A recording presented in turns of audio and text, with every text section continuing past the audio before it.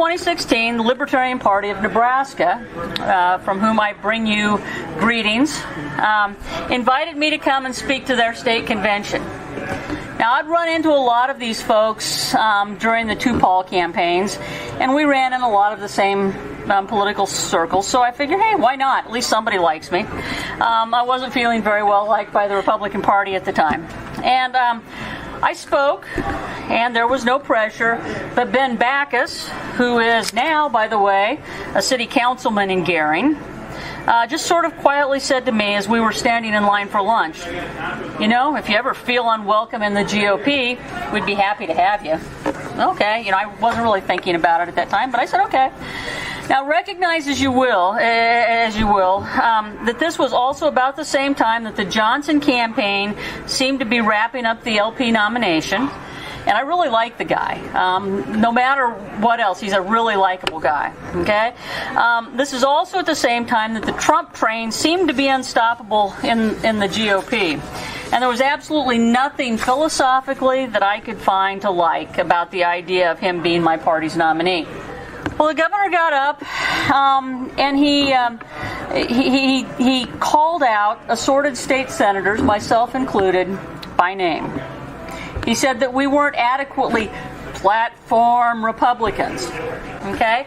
Now, this is a message for us as libertarians now. Let's be careful about how hard we're going to get about requiring somebody agree with every single element of the platform. Because if you do that, people will walk away. Okay?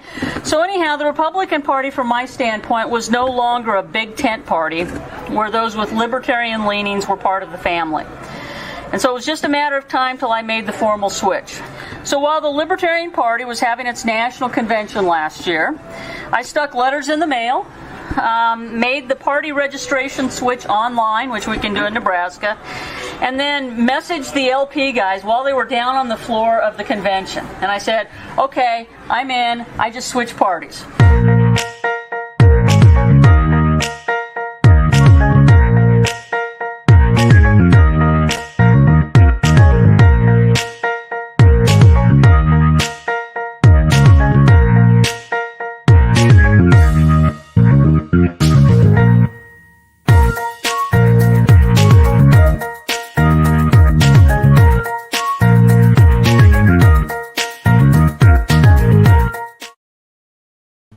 Welcome to the Hedgehog Watchdog. I'm your host, Devin Saxon, joined always by Greg Baldwin. We're the meme team behind Libertarian Party of South Dakota, South Dakotans Against Prohibition. Special guest today, former state senator from Nebraska, current LNC at-large member. She actually got the most votes for at-large.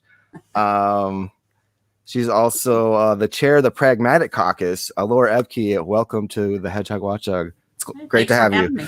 That was quite the blast from the past. Yeah, dug out some old video from 2017.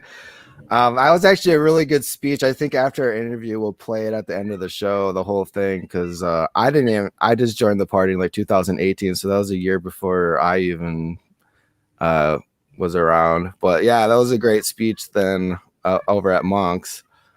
Yeah, that was our first convention we ever recorded. So yeah, that's on YouTube. That was probably, I'm thinking that in 2017, that would have probably been about the second state convention that I went to.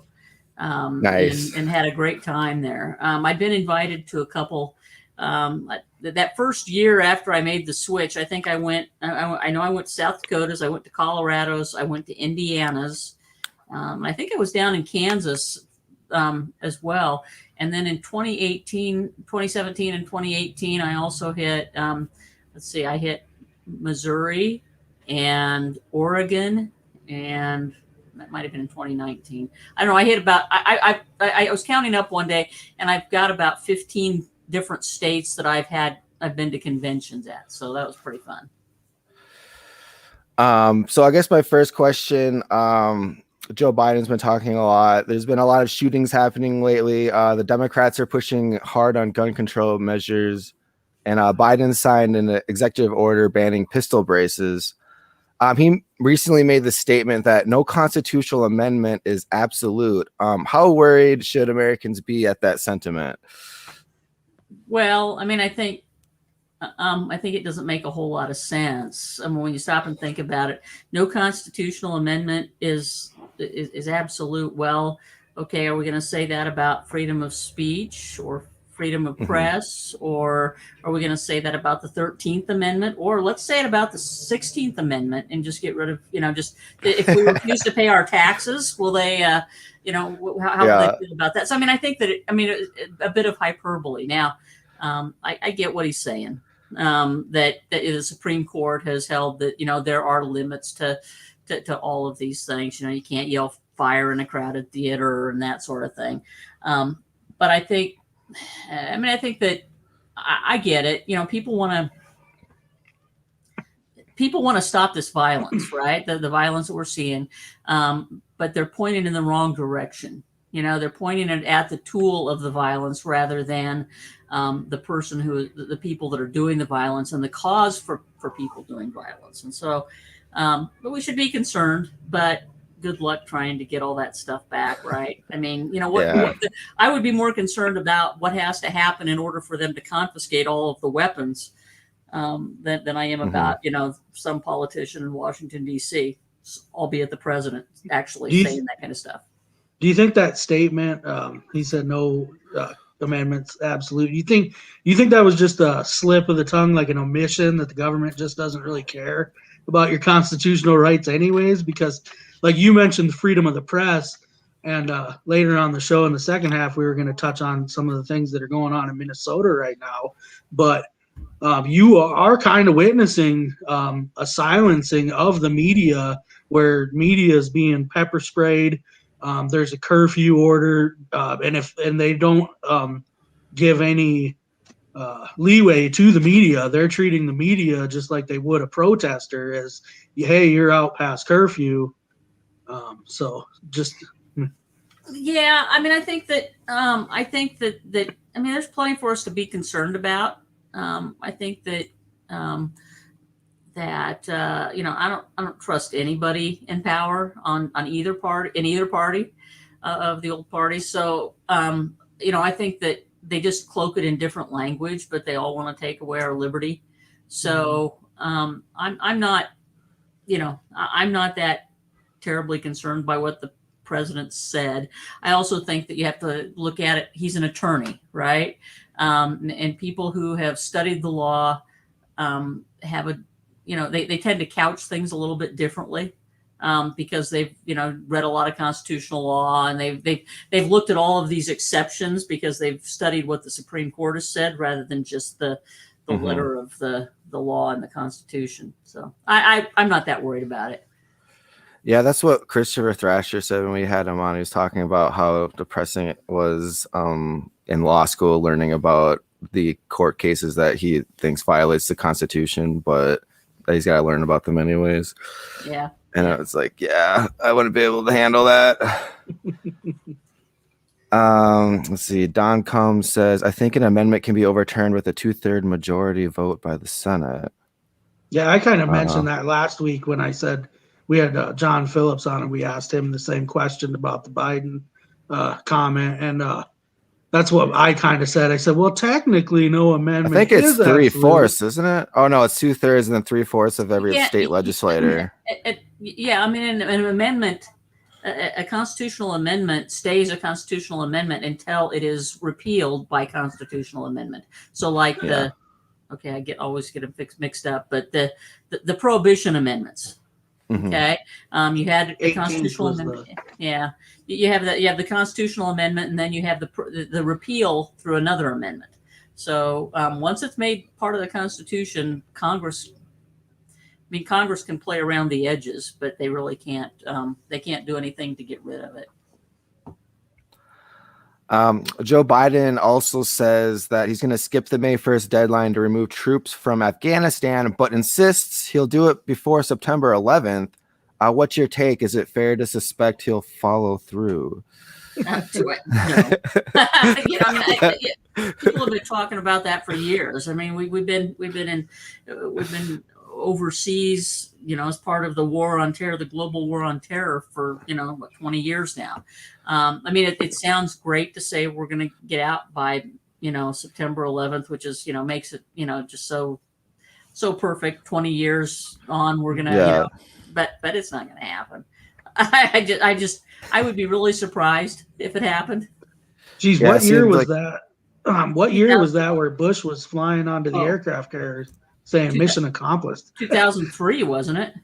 Was it that long ago? Geez. Yeah, it was a long time ago. Yeah.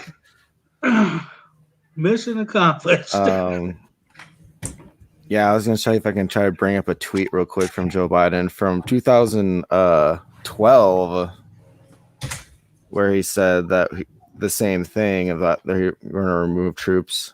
That was in the Obama administration.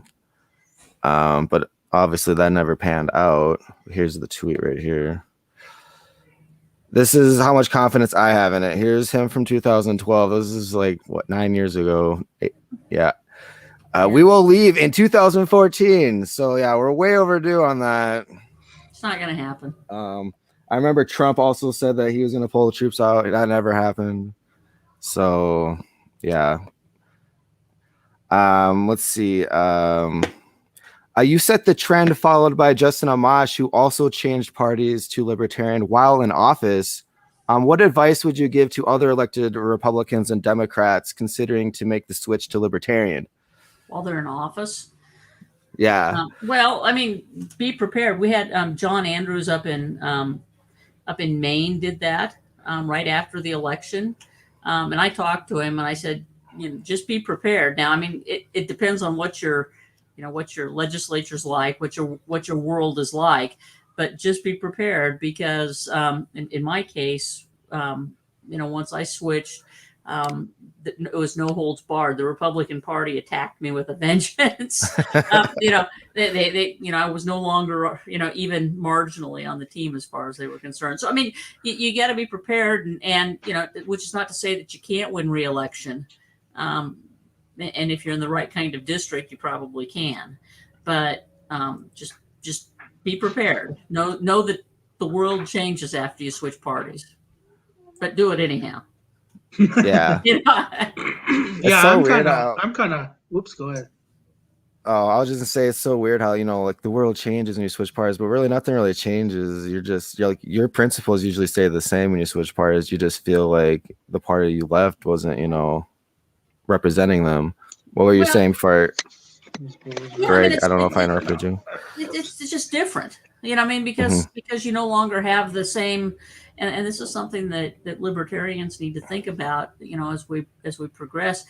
When you have somebody who switches, or when you have somebody elected as a libertarian, the party needs to continue to be supportive of those folks, because even though I was sort of on the outs with the Republican Party, gosh, they still invited me to their Republican Party events. They still legislators night and stuff like. Once you're by yourself, and the party, the party isn't necessarily Libertarian Party doesn't necessarily have the infrastructure in place to do the kinds of things with respect to helping elected candidates. That said, if you ever get a chance to talk to Paulo Pazell or to Sid Dowd up in it's in Montana. I don't remember the name. I think he's in Montana. Yeah, but talk to them because they've recently created the let's see what they call it, libertarian elected support system or something like that. Less, so for people who are elected libertarians, so that they do have a way to network and things, because you really do tend to be sort of out on your own, which it didn't particularly bother me until after the fact. I mean, I was able to start thinking about it. It's like, it might have been helpful to have some other people out there you can talk to. Yeah, that's a good idea. I know in South Dakota, once we ever get someone elected to our state legislature, that they'll be the only one for a little bit, unless we get two elected in the same year. That'd be awesome. So if there's like a national elected libertarian help center, that'd be a good thing. Yeah. So Dan Fisherman recently wrote an open letter suggesting that we have 4-year chair 4-year terms for our chairs. Right now, there's 2 years, so there's a chair election during presidential elections too. What's your take on that? Do you agree with him or do you disagree? Well, whether it's 2 or 4 years, I don't much care. Okay, I mean, that part of it I don't care about so much. I have to be careful because in my former life, I know how they operated. The thing that concerns me the most about the way we elect both our chairs and our LNC is that we do it in the middle of a presidential election year. Okay. Mm-hmm. Somebody suggested, and I didn't know this, but apparently once upon a time, Libertarian Party used to have its conventions in the odd numbered years. Mm-hmm. And that would make sense because it really isn't fair to candidates to, if you have a big battle on the floor over the national party chair and they have to all of a sudden figure out who they're supposed to contact and stay in contact with and what kind of relationships they can build up with the new chair and the new LNC. So just from a standpoint of election stability, it would be nice if we could move to some other time frame for electing chairs and even the LNC. But whether it's, I'm sympathetic to the notion that 4 years is too long. It would add some stability to the staff and everything. But I think, I think that as long as delegates are going to continue to elect the chairs, they need to be able to stand for election whenever we have a convention. Mm-hmm. Yeah, I don't know how I feel about it myself either. I think we've had a lot of LNC members on lately, so I've been asking everybody what their thoughts are. So it's good to have your answer. I think that's a good couple of good points. So if we switch to odd number years, I think that's what we do in South Dakota. We elect our XCOM in odd number years, and then we don't have to deal with governor stuff during when it's important. We don't have to do XCOM members when it's yeah. I think we waste too much time. I've went to a couple conventions now, and I think we waste too much time doing party elections. And then all the party elections, because of the caucuses, just kind of stirs up division. So you just have this constant battle of, who's going to be the next chair when, the chair is important of an organization, but at the end of the day, our real job is to get people elected, to public office, not party office. Right. Well, we had people announcing that they were running for national chair about 3 months after the convention last summer. Oh, yeah. It's like, let's give the new guy a chance before you try to replace him. That's counterproductive because what ends up happening then is that the new chair is playing defense all the time rather than carrying out an effective agenda and getting things done. They always have to think about, okay, is this going to make this person give this person ammunition against me, or so I think it's I think we need to be a little more careful about how we when and how we elect our chairs, and people need to take a breath and see, we're supposed to be the people who want to see results and want to see, want to see how people actually perform. It's sort of a free market kind of thing.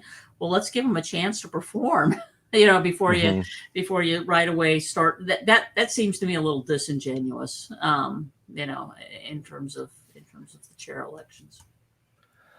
Another thing to speed up our national conventions that Christopher Thrasher was mentioning was switching to electronic voting during convention instead of paper. What's your take on that? Do you think we should make a bylaw change to accept electronic voting? I don't know. I think Karen Ann Harlos was saying I need a bylaw change, but we might need a bylaws change for it, but I wouldn't have a problem with that at all. In fact, as we get larger, which, hopefully we will, because of the way that the bylaws are set up, our conventions can get larger and larger as our membership grows. And so as the conventions get larger, it makes a lot of sense to allow some means of electronic voting. What that is, I don't know. I'm not the tech person. Yeah, I think we ran out of time in Orlando to even see the results of the at-large election. So I think anything that could speed things up so that we have time for everything is a good thing. One of the other things that kind of slows everything down that doesn't get mentioned enough is you get like 30 people running for a position, and then they all want to give a speech, or somebody that nominated them gives a nomination speech and this and that. And I mean, I get it, and then there were some valid complaints that really what you want to do if you're seeking a position on the LNC is run for chair, because you're going to get guaranteed podium time running for chair, but you're not going to get it running for anything else. But the way it kind of works is if you lose one race, you can put your name in for another. Right. I mean, I'm not against any of that necessarily, but it does drag the whole process along. I think one of the ways that we could change things in the future is to require, kind of a pre-announcement that you have to file for election to national office, however long, in advance. Maybe it's a month in advance, and you say that no more than a month before the national conventions, candidates for all offices shall file. What that does is that gets rid of sort of the sore loser element of it, because if you file for chair, you don't get to file for anything else a month in advance, right? You get to file for one thing. The other part of it is that it would allow ballots to be made in advance, and you don't take up a whole bunch of time, with these. I mean, I think what happened this last time with the at-large, it's like there was this, if you watched any of that, it was like this run. Everybody decided to name their favorite, person or their joke. I don't know who it was. And they just kept naming people. And pretty soon we had this huge list of people running for at-large. And so that really slowed down the process as well. So, I mean, I think that it makes sense. You would like to think that people are thinking about this a little bit, before they decide to run, and that they're giving some thought to whether or not, it's a good idea and it's not an ego thing. So that would be my, one suggestion. I'm not the expert on bylaws, so maybe, it probably needs to be changed. Bylaws need to be changed to allow for that. I heard one suggestion, and it kind of muddies it up and would kind of make stuff a little more complex. But one possible suggestion I did hear was, how we have like the tokens for platform, kind of a token system for people running for office. If you can't get 30 or 50 people at the convention to second your nomination, essentially, you probably don't deserve, maybe that's too harsh, but you probably don't need to be up on stage giving grand speeches for your long shot candidacy. Yeah, I mean, I remember one. That's certainly another possibility. I mean, I'm less inclined to do something like that, because that seems to me sort of a blast from the past. I mean, if you got 2,000 people there, it's going to be a lot tougher to manage the token situation. But yeah, I mean, I think that something like that, and maybe you could do it electronically. Maybe you can have people file and then have, people, do sort of an approval voting kind of thing. Yeah. Yeah, I remember didn't they make a speech for vice chair, but they didn't even make a speech about themselves being vice chair. They did like a ranked choice voting speech or something, and like 8 minutes of everybody's time at the last minute. Sounds like Ogle. Yeah, probably, yeah. I was like, what the hell, man? We're all out of time. I almost guarantee it was him. He gave some speech on something he's got going on or whatever it is. It's not ranked choice voting. It's like vote for all women or something. I don't know. Yeah. I've never really figured it out. Proportionate or something weird. Yeah. If you got 3 hours, he would love to sit down and explain it to you. I don't have that much time. He's a nice guy, and I think he's well-intentioned, but There are some folks that are just thinking at a totally different level than the rest of us, and we aren't anywhere.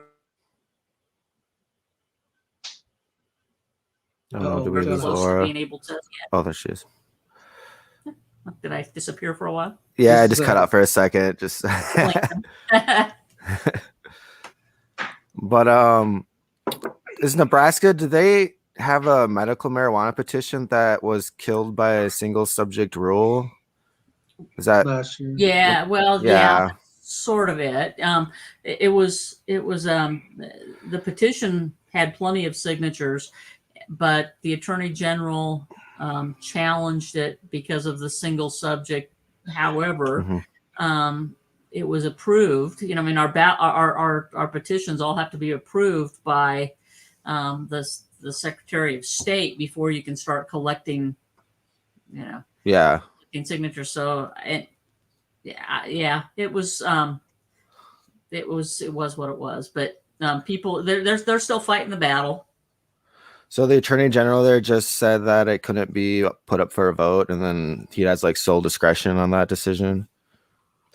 Yeah, I was mentioning it to the Supreme Court. It went to the Supreme Court. Oh, okay. Yeah. And the Supreme Court said, that's about right. Oh no. Yeah, because we have the same issue happening in South Dakota right now, except the only difference is that we actually voted on it and it passed. And then they brought out the lawsuit saying that it violated the single subject clause. Yeah. And they said that it violated the single subject because it mentioned hemp and cannabis. And they're saying that's two different. Now they switched their talking points. Now that's two different subjects, because before hemp and marijuana was the same thing to them, because that was their talking point against it, is that they wouldn't be able to tell the difference between hemp and marijuana. So I guess, do you think that the government or the court systems are being too strict on single subject rules? Maybe. I think you have to go state by state. In Nebraska, one of the problems that we have, I think, is that typically people who become judges, okay, this isn't universal, but typically people who become judges are appointed because they were prosecutors. Okay, and so for instance, our Chief Justice is a former Lancaster County attorney, I think, from 30 years ago or 40 years ago, but he was also a federal district attorney. A state's attorney, and so they come at their judicial decision making with a prosecutor's mindset to begin with, and so it's going to be tough to win some of these things in most courts, especially most courts probably in the Midwest. Yeah, that's what worries me. I'm not very confident that Amendment A is going to hold up in the Supreme Court. I hope it does, because we did vote on this, and I think it's going to throw a big wrench in the ballot initiative process. Like, no one's going to want to petition for something that we can actually even vote on, and then they can just throw out and make up some kind of legal mumbo jumbo. But I think South Dakota. That's a real concern. That's a real concern. If you can, maybe they need to tighten up the single subject issue, but it's a real concern if you have courts overturning legislation or amendments that are voted on by the people. The whole petition and initiative process is critical to the people having a voice, being the final word in things. So this is actually the second time they've done this in South Dakota too, because it was a couple years ago that there was an initiative amendment passed that had to do with campaign finance reform. I can't remember the exact specifics of that, but the legislature came back and said, no, this is all unconstitutional, and they just eliminated the law altogether. So you kind of got to worry. Yeah, it's kind of crazy. Yeah, the legislator in South Dakota, they can tinker with any referendum that the voters vote on, but they can't tinker with amendments. which is why that one had to go to the court system to get brought down. It's interesting because in 2014, Nebraska passed a minimum wage bill at the ballot, okay, and it took it up to $9 an hour from the $7.25 or whatever it was. And my first year in the legislature, I brought a bill on behalf of small town grocery stores who said we can't afford to pay the 16-year-old or the 15-year-old who moves things, breaks down boxes and stocks my shelves. I can't afford to pay those guys $9 an hour. So we brought a bill that would do a youth minimum wage. And man, you would have thought that I was trying to, starve everybody. It was. We ended up losing on it. But what's happened is that a lot of kids in small towns are having trouble getting jobs because it just doesn't pay to hire as many. Yeah. What are some other bills you sponsored when you were a state senator? Well, I was a co-sponsor of our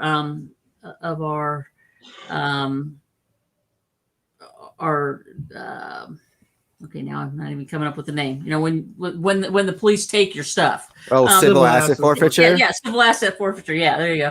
And so I co-sponsored that. I was on the Judiciary Committee, and we got it pushed out of committee while I was on there. I was pretty proud of that one, and we did pass it.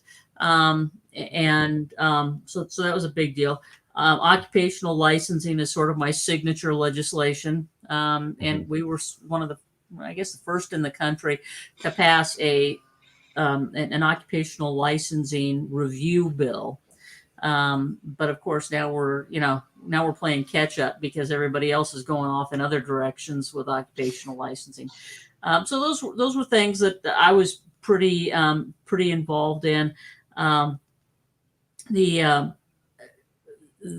were a number of criminal justice reform bills that I tried to work on. One of them, I got to show you this. Let me see if I can find it here. I have trouble finding it, of course, now that I want to show you. I was going to show you my drug tax. Oh, here it is. Let's see if you can see it. This is a Nebraska drug tax stamp. Really? Yeah. Nebraska has had for the last 25 or 30 years a drug tax. Okay. So the idea behind this one is a $10 tax stamp. Okay. So if I'm going to sell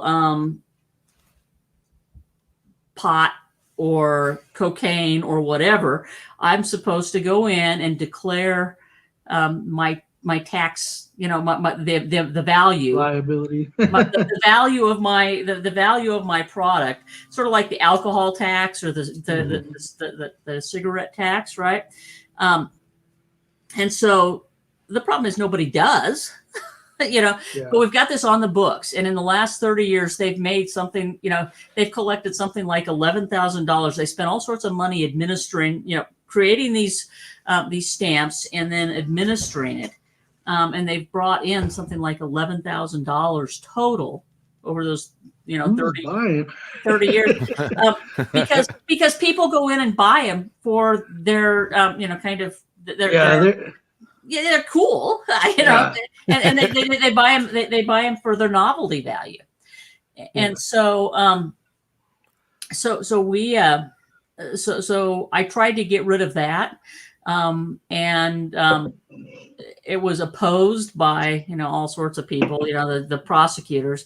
But what's really crazy is that when I was running for re-election, one of the things that the Republican Party sent out was that Laura Ebke wants to give tax breaks to drug dealers. Oh my God! Like they're really like they're really paying the taxes. No, I'm not trying to get anybody. It's like I just thought it was a stupid tax that if it wasn't going to actually make money, why would because why would you want to have it? I lived in Sioux City for a couple years, and I remember I used to always read the paper down there, and every time they would arrest somebody for drugs, that was always one of the charges they gave them was a drug tax stamp violation. Yeah. What was the punishment under Nebraska for the violation? It's an add-on. I mean, they can fine you, but they can add on. It's sort of like Al Capone and getting him for tax evasion. Yeah. That it was sort of that notion that, but yeah, I'm not a big fan of the add-ons. I mean, this. I just thought it was a bad idea to add on when you're in South Dakota. In South Dakota, they, not that like I'm not making a case for methamphetamine. Obviously, using that's a bad idea and it can lead to disastrous results. But in South Dakota, a typical person that gets caught, let's say they get a warrant for your house and they arrest you or whatever, you want to talk about add-ons. First, they'll charge you with possession.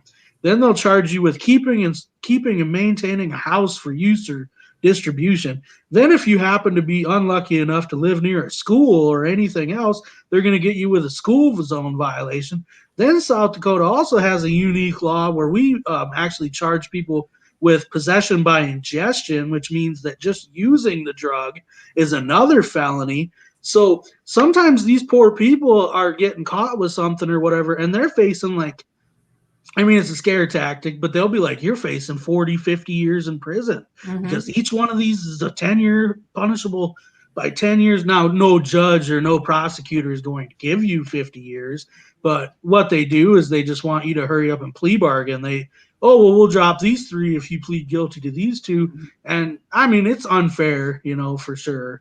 Yeah. Well, and the thing is, what all this points to is, that our 50-year drug war, we've lost it. I mean, the fact that we're still fighting these battles and have we gotten rid of drugs? Have we gotten rid of the drug problem? I would argue that the drug war has made it worse because it's criminalized it to the point that you now have, you have some serious violence that goes on as a result of the drug dealers having, their wars and things like that. So, I mean, I don't think that this is, it's time to rethink the way that we address criminal justice. And, if nobody has done any harm, I think it's a bad idea. I don't do drugs, but I think it's a bad idea. But if you haven't done any harm to me, go for it. You just because I don't like your lifestyle or your choices doesn't mean that I should be able to put you in prison for it. Yeah, if you're not infringing on my rights in the process, I'm not real worried about it. Are you familiar with the legal problems our Attorney General is facing? Jason Brownsburg? No. What legal problems? He last fall, he was driving in the middle of the night at 2 a.m. and he left the lane of travel and he hit somebody walking on the highway and killed them. He left the scene. Well, I guess the sheriff came. Both of them didn't see a body. Investigators questioned whether that was true or not because there was a flashlight that was still on when they got to the scene later. But my question was, do you think he's refusing to resign, but as a former state official yourself, do you think it'd be appropriate for our Attorney General to resign after a situation like that? Well, yes.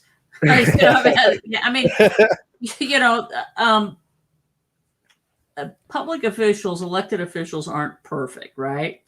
Mm-hmm. And they're going to make mistakes. You hear about people having DUIs and things like that. That said, when you make a mistake, if you can't fess up to it, and there's a lot of questions swirling around about, what you did when you did. I mean,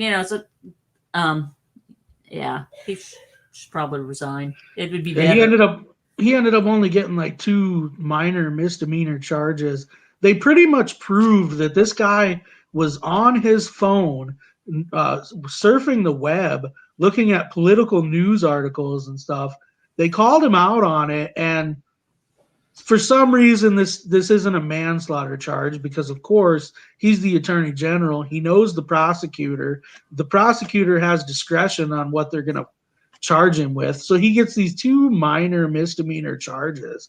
and refuses, like you said, takes no responsibility. He's pled not guilty to the misdemeanor charges. He refuses to resign. And last I heard, I think he's actually thinks he's running for re-election. And it's just insane. But we're in a one-party state, and so it's really it's really hard. Yeah, I mean we're pretty much that way too. Except for some pockets that are a little more competitive. Speaking of one party here, I'll slip in a question here. Yeah. It isn't necessarily one party, but Nebraska is unique in the sense that they have the unicameral. And so I just want to pick your brain about that for a second. Did you like the unicameral? Would you have rather maybe had two chambers?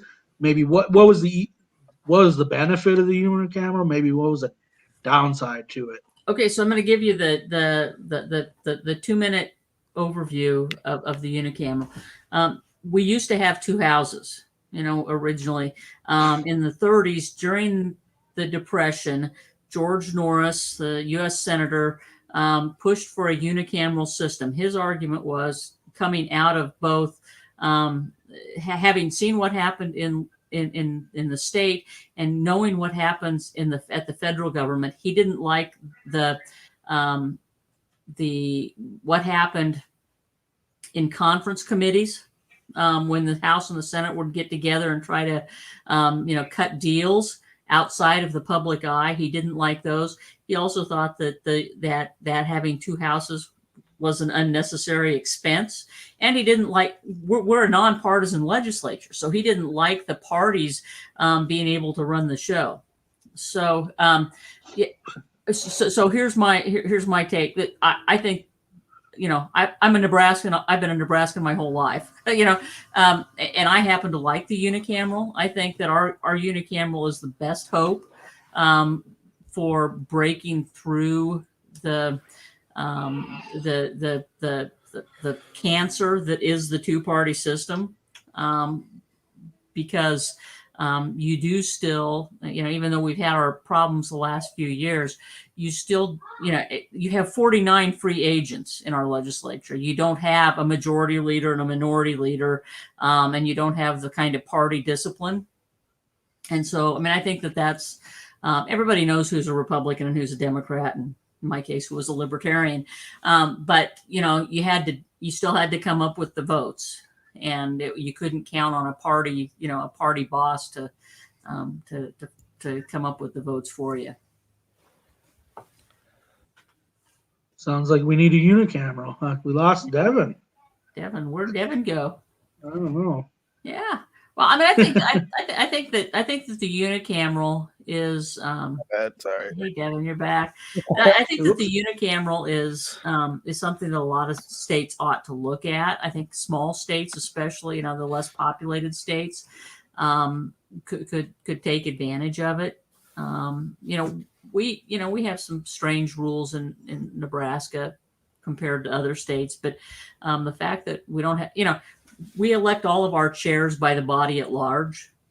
And so, even though there's a majority of Republicans in the legislature, when I was in my second 2 years, we have 4-year terms. In my second 2 years, I was elected as chair of the Judiciary Committee.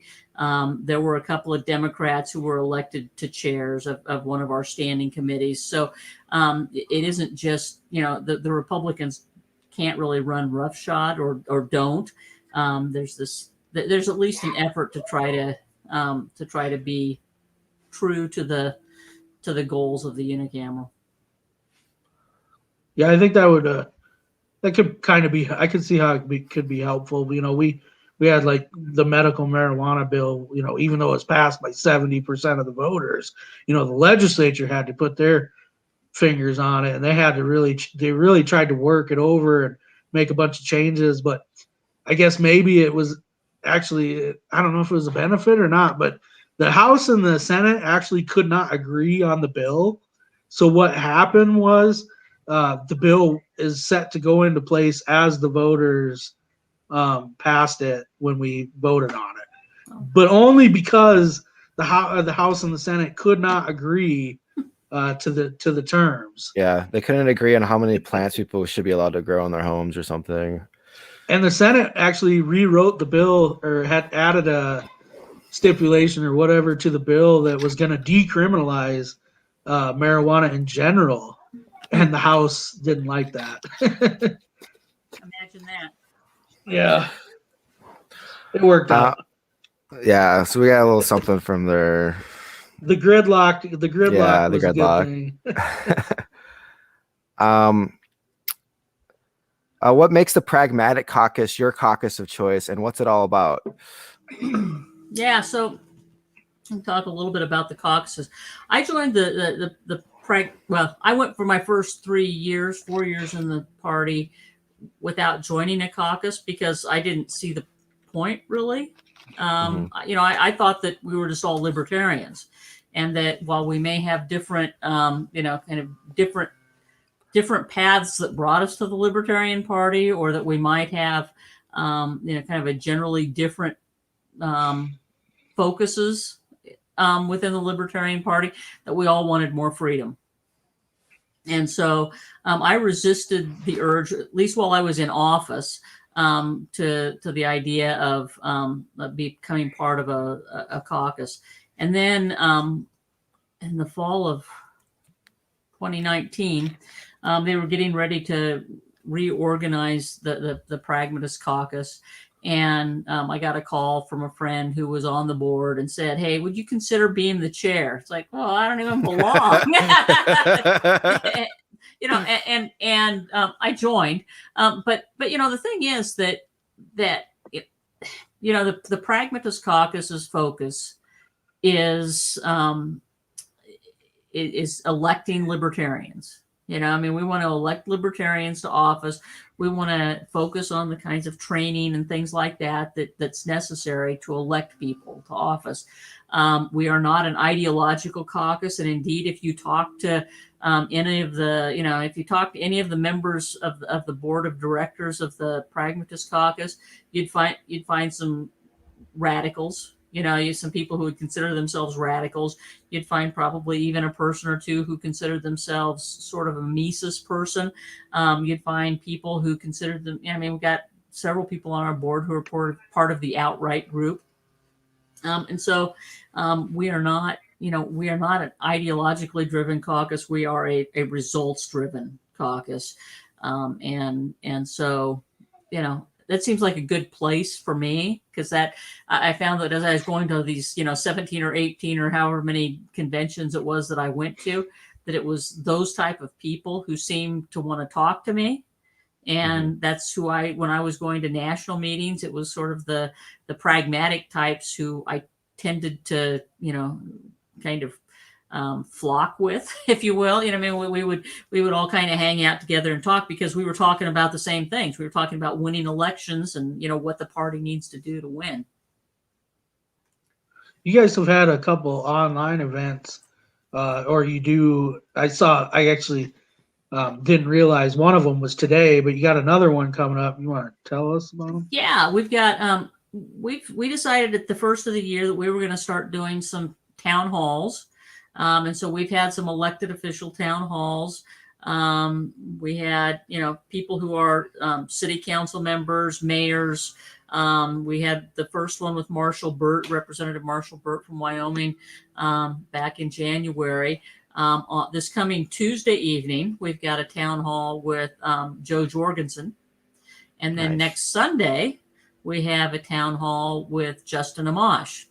And so, what we're trying to do is to get people to start thinking about, the ideas of liberty for sure, but also, talk a little bit about what it takes, once you get elected, how do you get elected? And once you get elected, what do you expect? What should you expect? Because, you're always going to be surprised. And sometimes I think that libertarians run for things without really knowing what it is that they're running for. They're just their name on the ballot. They don't understand that the city, if you sit on the city council, that may require a meeting every week or every other week, plus some committee meetings, and that these are the kinds of things that you're going to talk about. You're going to be talking about roads and sewers and libraries, and it's not really all that sexy. I mean, it's not, it's not audit the Fed, and it's not, and so, we want people to think about, those kinds of things. Do you have plans to run for LNC again in Reno? I haven't decided yet. I've really enjoyed being on the LNC for the last 9 months or whatever it's been. I think it was a good opportunity for me as one who had, served in leadership positions in another party and who was being asked to travel around the country, as a former elected official and so forth. It's been enlightening to see, how the LNC operates, and some of the things that that they do and the limits that are placed on the LNC in terms of getting things done. So we'll see. I don't plan on announcing my intention probably for another year. I saw you made a Facebook post that you started writing a book 2 years ago. What's that a book about? Yeah, it's sort of a secret. No, it's not too much of a secret, but thanks for asking. It's sort of a combination memoir manifesto. My original goal when I started writing it right after my last election was sort of a catharsis. It was, it was trying to put some thoughts together, and then I got busy in the job that I've got now, and sort of left it behind for a while. But really, what I'm trying to do is, talk about my road to liberty in part. But then I've got a section where I'm going to talk about a bunch of issues, and talk about the way that libertarians can look at those issues, and that it's not necessarily, there's not necessarily just one way to look at some issues from a libertarian standpoint. And so, lessons that I've learned, and just some thoughts, and people can read it or they can not. That's okay. I think I've got one question left. Do you have any questions, Greg? Yeah, I got a couple written down here. All right. So I noticed you had just gotten back from a conference in Fort Lauderdale, Florida, where you were a guest speaker on a panel. It's kind of a mouthful. It was the Association of Private Enterprise Education Conference. Yeah. What can you tell us about that organization, and what did you speak about? Well, we were the organization. It's funny. I ran into a whole bunch of people there that I knew from my days in the Republican Liberty Caucus, as well as some libertarians. People, the liberty world is really a fairly small world, and you have a lot of overlap. APE, which is the Association of Private Enterprise Education, is basically a conference for students to come in, and for professional educators to present papers. And so I was on a panel with a guy from the Atlas Network, which is sort of it's an international organization that promotes liberty around the world. Atlas Network, an academic, and somebody from a think tank. That was me, but I was there as actually a former state senator. And what we were talking about is sort of this notion of how do you get an idea from academic research into policy, and so we were talking about the importance of the think tanks as sort of a bridge. And then they asked me, well, what kinds of things should people not do when they're trying to talk to legislators, right? And my argument is always try to be polite and recognize that they're busy people, and they they got a lot of people demanding time from them, and so I talked about my experience in the legislature. Plus, I also sort of I represented the think tanks a little bit because one of our guys couldn't show up because of the weather. So speaking of that think tank, so you work for the Platt Institute, right? Mm-hmm. And what can you tell us about that organization, and what are you currently working on there? Sure. The Platt Institute is a free market think tank, focuses on reducing barriers to economic growth. So, we work on reducing taxes and reducing regulations and occupational licensing.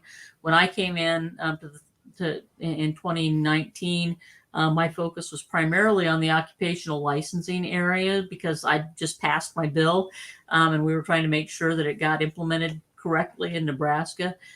That's largely what I'm still working on, although I've been doing some more work on regulatory reform and some other things as well. So it's a great group of people. Most of whom, there's 6 of us, or 7. Most of us describe ourselves as some form of libertarian. Several are actually libertarians. I think that's, for those who are watching out there, I would say that if you've got a think tank in your state that's part of the State Policy Network, it's SPN, get in touch with them. Make friends with them if you're a libertarian, because many of them are calling themselves libertarians, and many of those think tanks, and they certainly have they have in many cases an in with the state legislators in terms of moving libertarian policy that you might not otherwise have. So I make friends with those folks. Yeah, I think you did some work last year, or maybe it was this year or last year. I'm not sure. One of our friends, the old chair of the Minnehaha County Party, she works for Americans for Prosperity up here in South Dakota. And I think you did some work with them on the licensing reform that they did this year. It wasn't a bad bill. I think the way the bill was it didn't lay out any specifics, like as far as what should be reformed. It just made the legislature have to review some of the licensing every so often, to make sure it was necessary.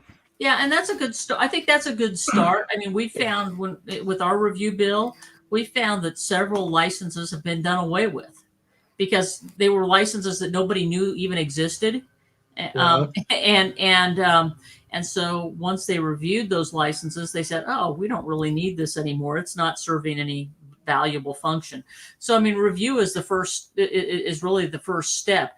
I think you guys also passed a form of universal recognition in your state, which it's sort of an incomplete version of universal recognition, I think, just for healthcare professionals maybe, but basically it would allow licenses from outside of the state to be recognized in your state.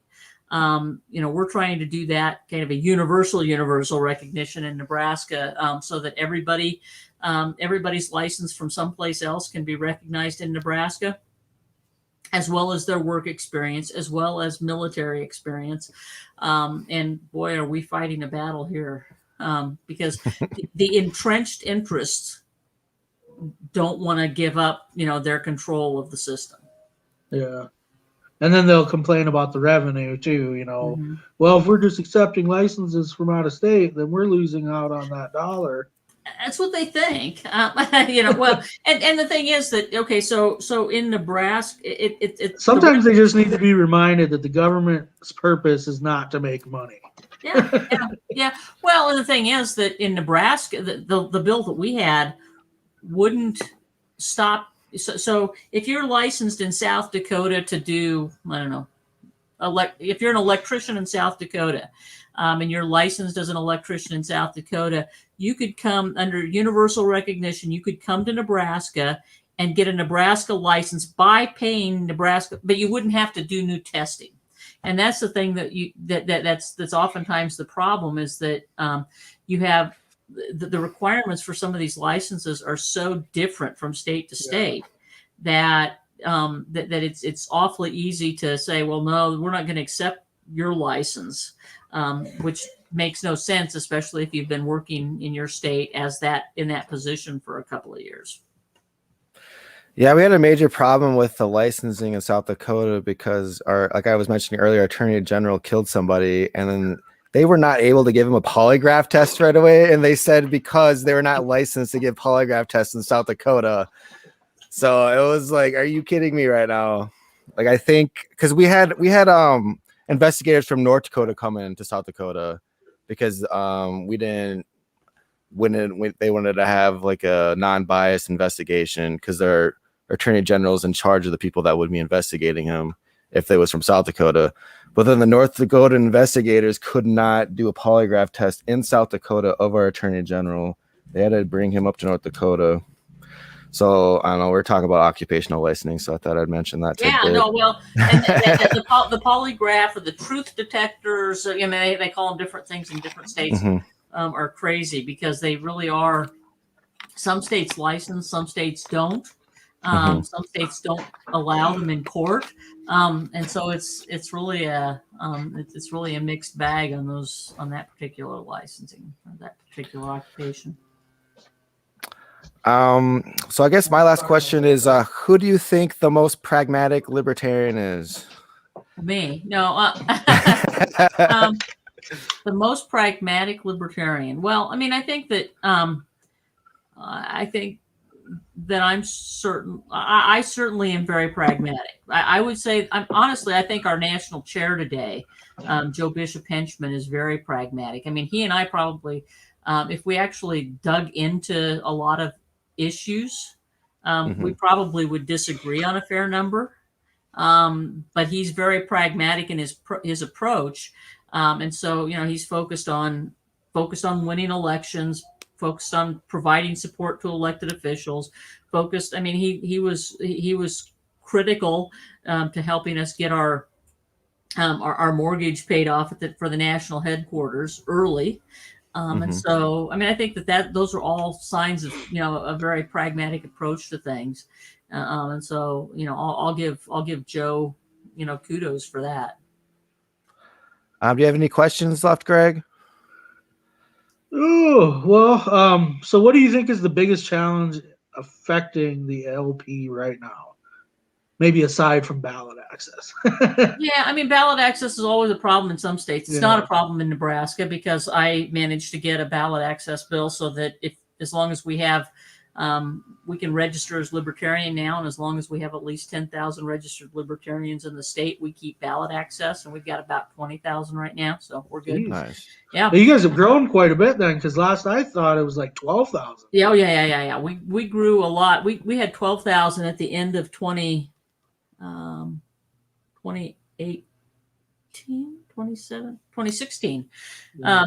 So we've grown quite a bit in the last few years, which is very exciting. Yeah.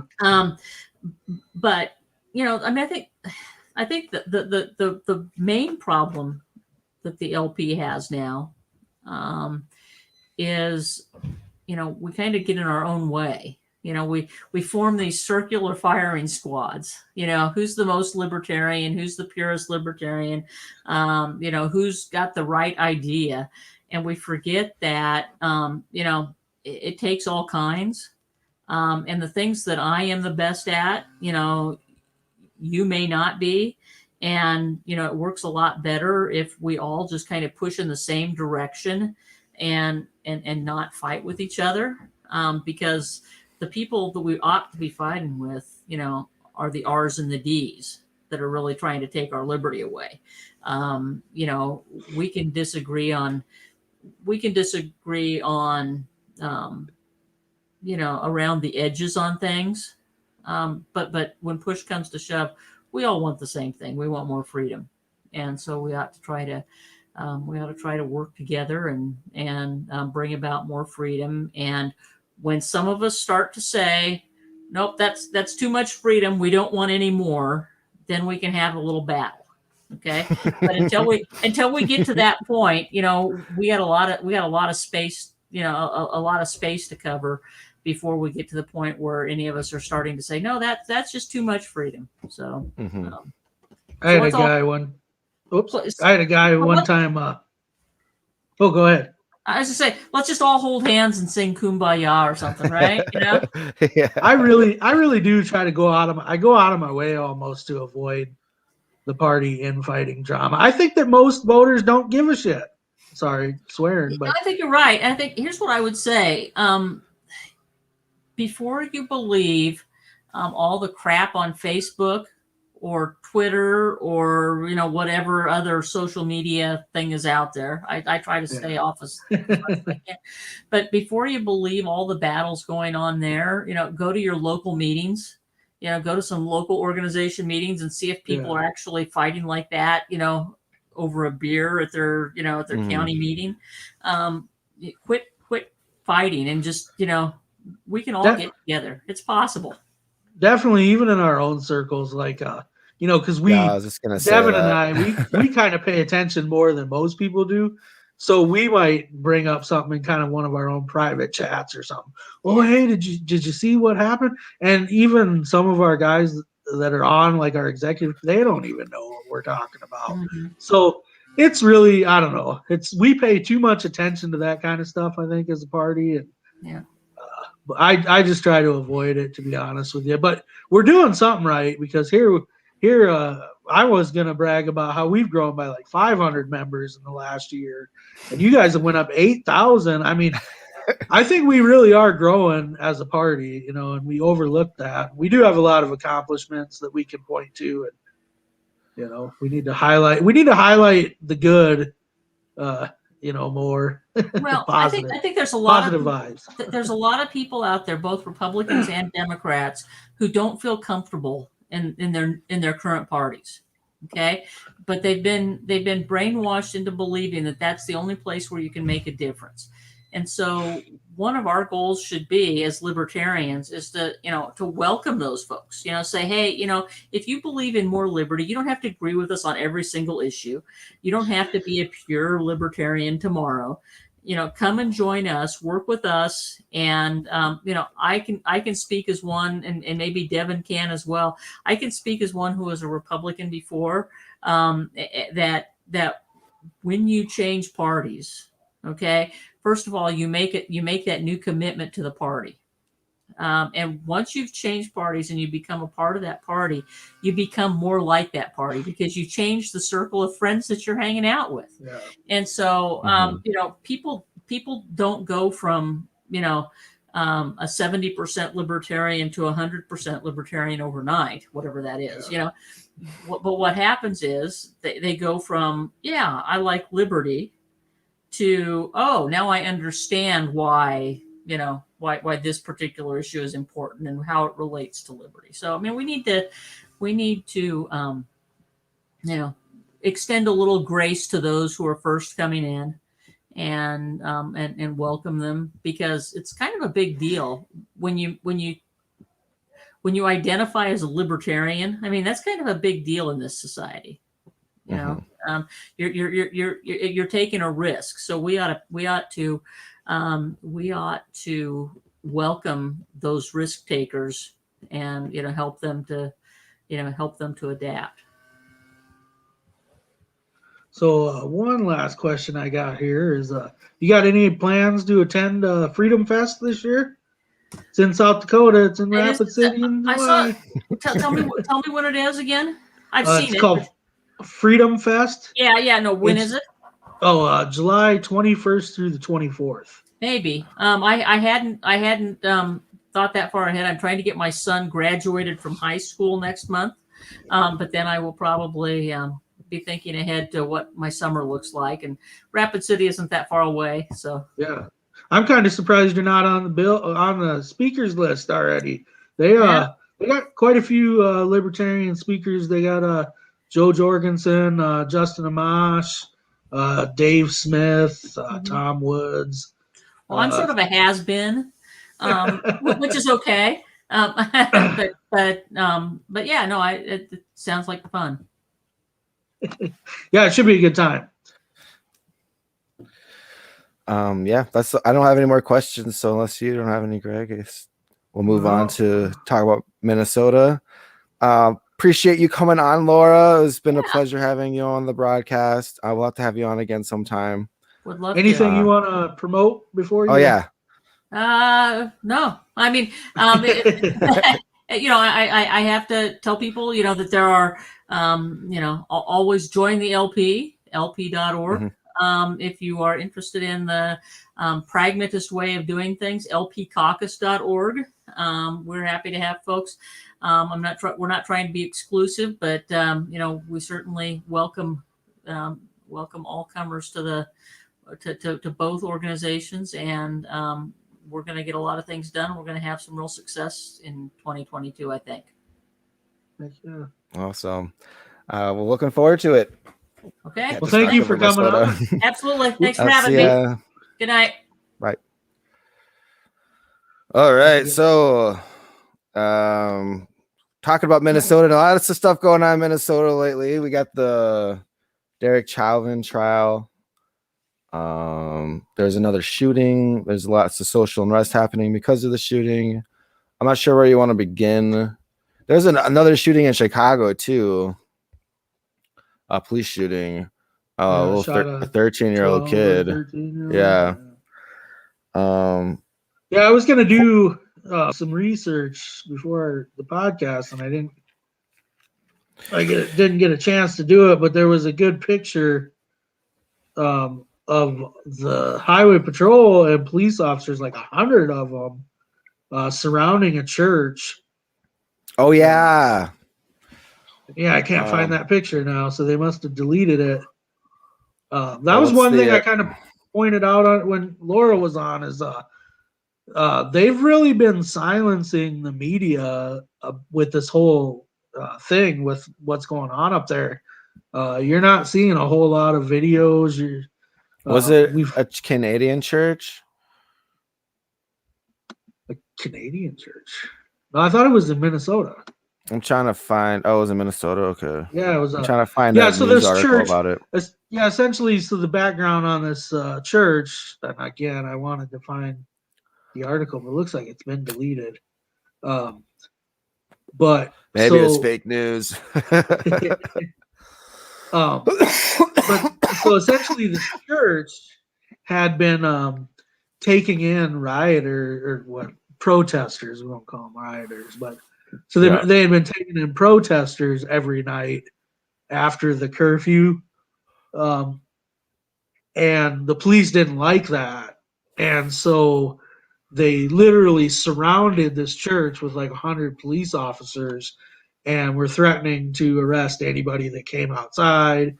And wow. I even saw a thing where they were trying to pass a law really quick that what was it? Allowed them to search the church, like so they wouldn't need a warrant to go inside this church.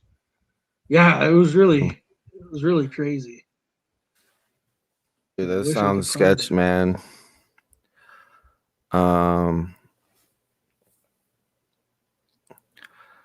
Let's see here. Let's see if I can find. Let's talk about Dante Wright. That was the recent shooting in, I think it was Brooklyn City. Is it? Let's just watch the video. Yeah, we'll just watch this press conference here. And I think they show it during the press conference. Hopefully. I caution everybody as you watch this that this will be graphic and unedited. Could I have that video start, please? We'll turn the lights off. Just a moment here. Okay. Go ahead. It should be on both screens.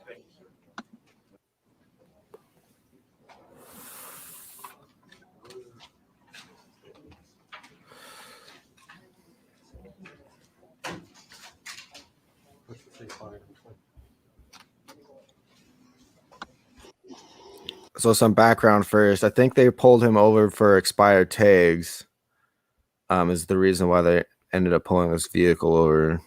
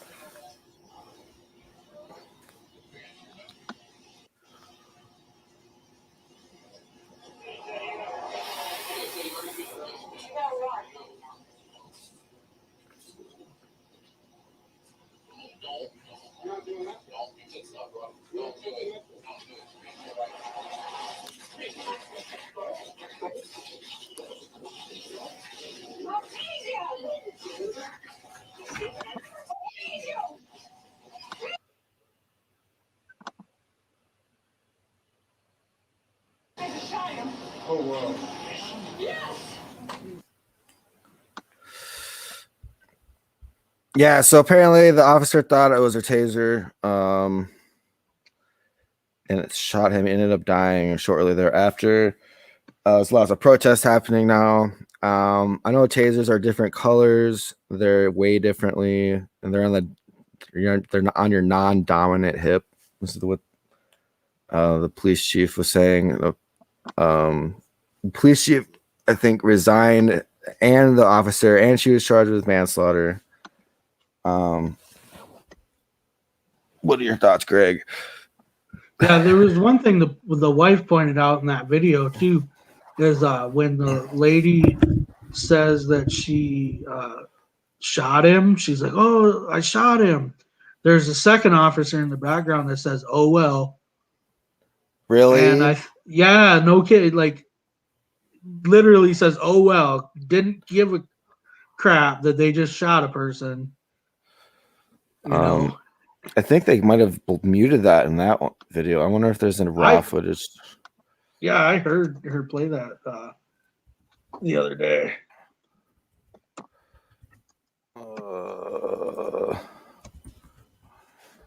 Still trying to search for that about the cops, but I can't with the church, and I can't freaking.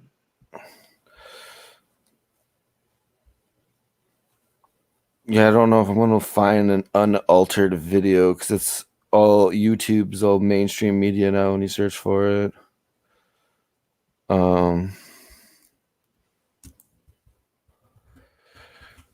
But yeah, I think it's crazy that this is happening right when the Derek Chauvin court case is going on. I think it's actually the jury's deliberating it right now. Yeah, it would have been nice to get a. I like that meme that's going around that says, if you want to know how messed up America is right now, I said we're debating, or there's a trial for a murder that happened on videotape that we all saw. Yeah.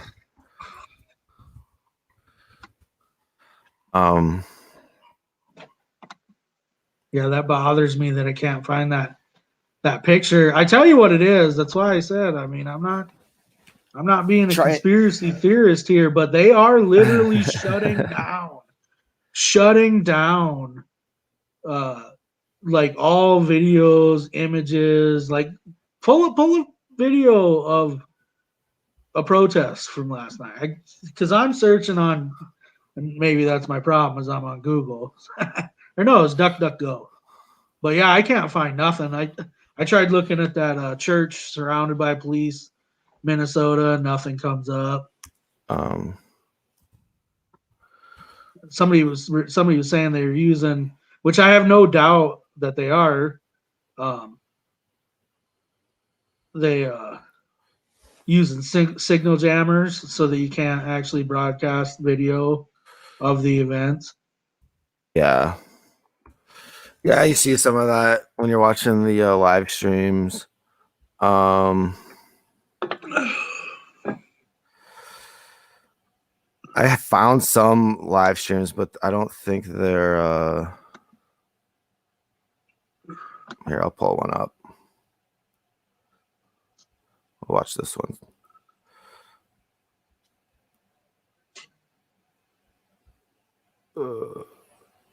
Oh, is it still okay? Cool, it's still on. All right.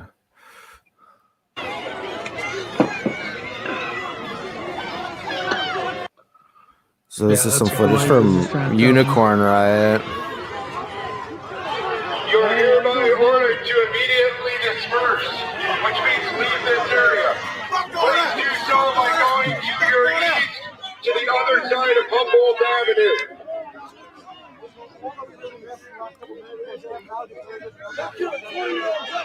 Yeah. If you do not cease your unlawful behavior and disperse immediately, you will be arrested. I'm gonna turn this down. But I don't know. Do you think police should be able to tell people they can't protest at the police stations? I think they're justifiably upset. I don't really see any reason to tell anybody to leave so far. No, you should have the right to peaceful protest. You know, that's the thing that I've seen on countless videos. Is here these cops are sitting here, you know, moving these people and talking to these people, but these are the peaceful protesters. It's like, and then you got 3 blocks away people that are looting stores, and the police do nothing about it. They do nothing about it. It's like, come on. I think there's a narrative that they want to push, and so they let those things go, so that they can label everything an unlawful gathering. Because you have the right to peacefully assemble and peaceful protest, you know.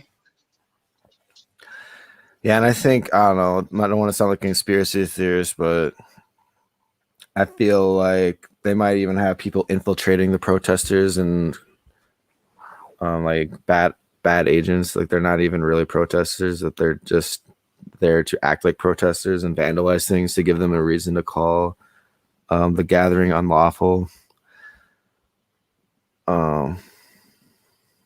That Chris German commented again. Well, we can see your comments, so it must be working, bud. Yeah, he says, why can't I actively comment anymore? I told him that we could see his comments. Must be something with my phone. Conversations on live, all streams are not available for me anymore for some reason. Yeah, we can see your comments. So I don't know if you have anything to add. I usually don't add comments on air unless it's relevant to what we're discussing or if the question or something for a guest. But yeah, there's another shooting that happened in Chicago. I wonder if we could. What was that? Oh, man. I finally added, because we got that chairs round table coming up May 2nd or 1st. I can't remember the exact date. So I added the chair in Minnesota on Facebook, and so he's been at a lot of these protests, and he's been posting some good stuff on it too. Oh, got a little ad here before they play it, so let's wait for that to go through. But yeah, Minnesota's going through some stuff right now.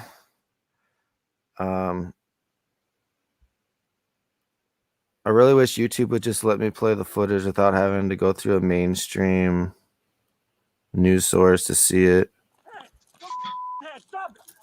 Oh, whoa. That was too soon. There you go. Police deployed to the neighborhood on reports of multiple shots fired. This brief foot chase down an alley recorded on the body-worn camera of 10th District Officer Eric Stillman.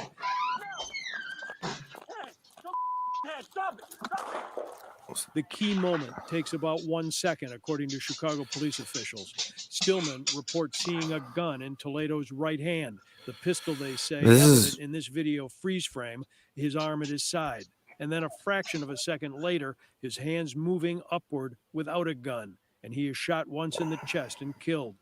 Officer Stillman's body cam taking this video of the gun that had allegedly been in Toledo's hand a few feet away from his body along the fence where the teenager was cornered.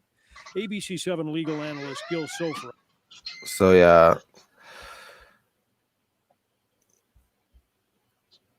Well, did he have the gun or not? I don't know. See, that's why I need to find the footage without this news people talking about it, because I don't really care what they have to say. I just want to see the raw footage. But, you know. And then I think the other thing was they just released this and the shooting happened like a year ago or something, didn't it? I think it happened 2 weeks ago. Oh, is that all? Yeah. I know sometimes they take forever. I know sometimes they take forever to release the body cam footage. Okay, I think I've got. There are nearly 3 chunks of evidence. 9th officers. No. Here, let me look for. We'll use DuckDuckGo. Screw Google.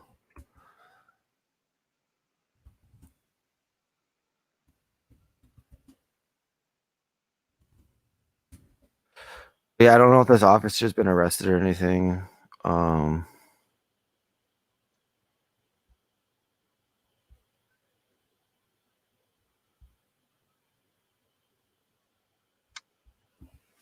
I don't know. That first footage you showed, it didn't look like he threw anything. So if they're saying it was Yeah. found a couple feet away from him,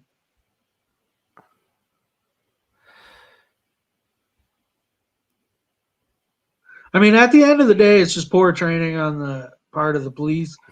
Because even if the man had a gun, and I shouldn't even use the term man because it was kid, but Yeah. even if the kid had a gun, don't act like you guys aren't walking around in freaking bulletproof vests and all this and all that. Like, you don't need to shoot first.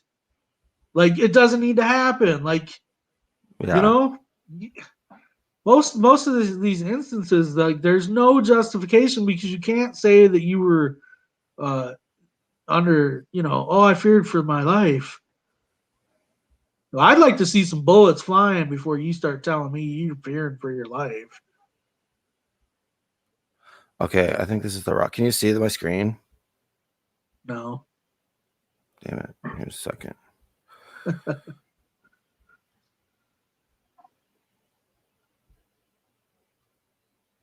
Here we go. Share screen. I think it's this. You see it now? Yeah. All right, here we go. I think this is unaltered. We can see exactly what happened here. Right fucking now! Hey, show me your fucking head. Stop it! Stop it! Shots fired! Shots fired! Get an ambulance up here now! Look at me! Look at me! Look at me! You all right? No, he's not all right. Right fucking now! Hey, show me your fucking head. Stop it! Stop it! He did exactly what he told him to, too. Shots fired! Shots fired! Get an ambulance up He here said, now! show me your hands, and then he shot him. Yeah. It kind of sounds like I thought I heard something hitting the ground, too. Like, it's possible that he actually did have a gun and he threw it.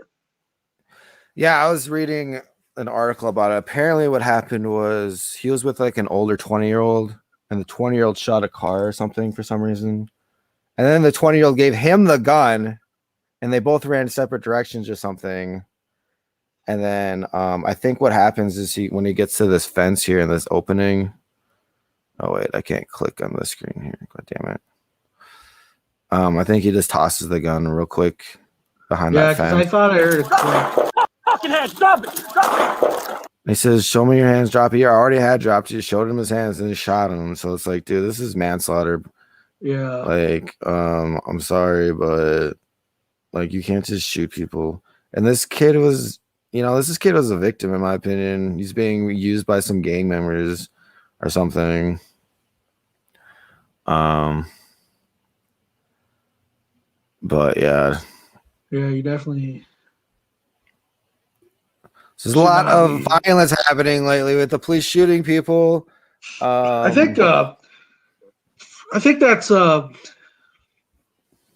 was thinking about this earlier, and it's like I think and this isn't necessarily some original thought of mine, but I think what is happening, it seems like police shootings are happening all over, and they're not stop. But I think it's always been this way. And we just never knew about it because before there was all these body cam footage, before there was all these people with the camera in every person's pocket taking videos of every police interaction and this and that, we never knew what happened. So what would happen is the police would shoot somebody. They would say he put, like in that case, if this happened 20 years ago, in that kid's case, they would have just said, he had a gun, we shot him, case closed. And that's as far as it would ever go. The whole we investigated ourselves and found ourselves to have done no wrong, but they can't get away with it without the body cams, dude. Without I can't even imagine what it was like without body cams. Like all those years the police didn't use body cams. Like how many times did they shoot somebody and just got away with it just from their word, Well, yeah, I'm sure it happened all the time. But here's the case that started a whole summer of social arrest across the whole country. Derek Chauvin, he murdered George Floyd. I figured we could watch some highlights from the trial. The jury's actually deliberating on what to charge him with right now. We've been meaning to talk about this case since this is Minnesota, so this is our next door neighbor, so definitely a local issue. But here, let's check out some of these highlights from the case. Threatened by the police officers? Yes. Did you feel threatened by Mr. Shop? Yes. I have a black father. I have a black brother. I have black friends. And I look at that and I look at how that could have been one of them. It's been nights. I stayed up apologizing and apologizing to George Floyd for not doing more and not physically interacting and not saving his life. But it's like, it's not what I should have done. It's what he should have done. What's the point of doing chest compressions? Pumping the blood for somebody that's not doing that themselves. I'll be right back, but I can still hear everything. And were you able to do that? Any of those steps? No, sir. Why weren't you able to do any of that? Because the officers didn't let me in to the scene. When you couldn't do that, how did that make you feel? Totally distressed. Were you frustrated? Yes.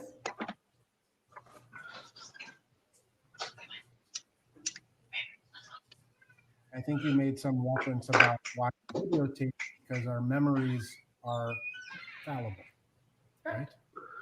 And again, a stressful situation can impact your memory, right? Absolutely. That's why we're lucky at this video. Yeah. Would you describe other people's demeanors as upset? So did they tell this what's EMT I see on her badge? So they didn't let this paramedic perform CPR on George Floyd, is what she is saying? But he died of a heart attack. That was another Jesus, thing. dude. Here, they had all these some defense, or the prosecution had some medical expert testifying that it was a heart attack or whatever. And it's just not.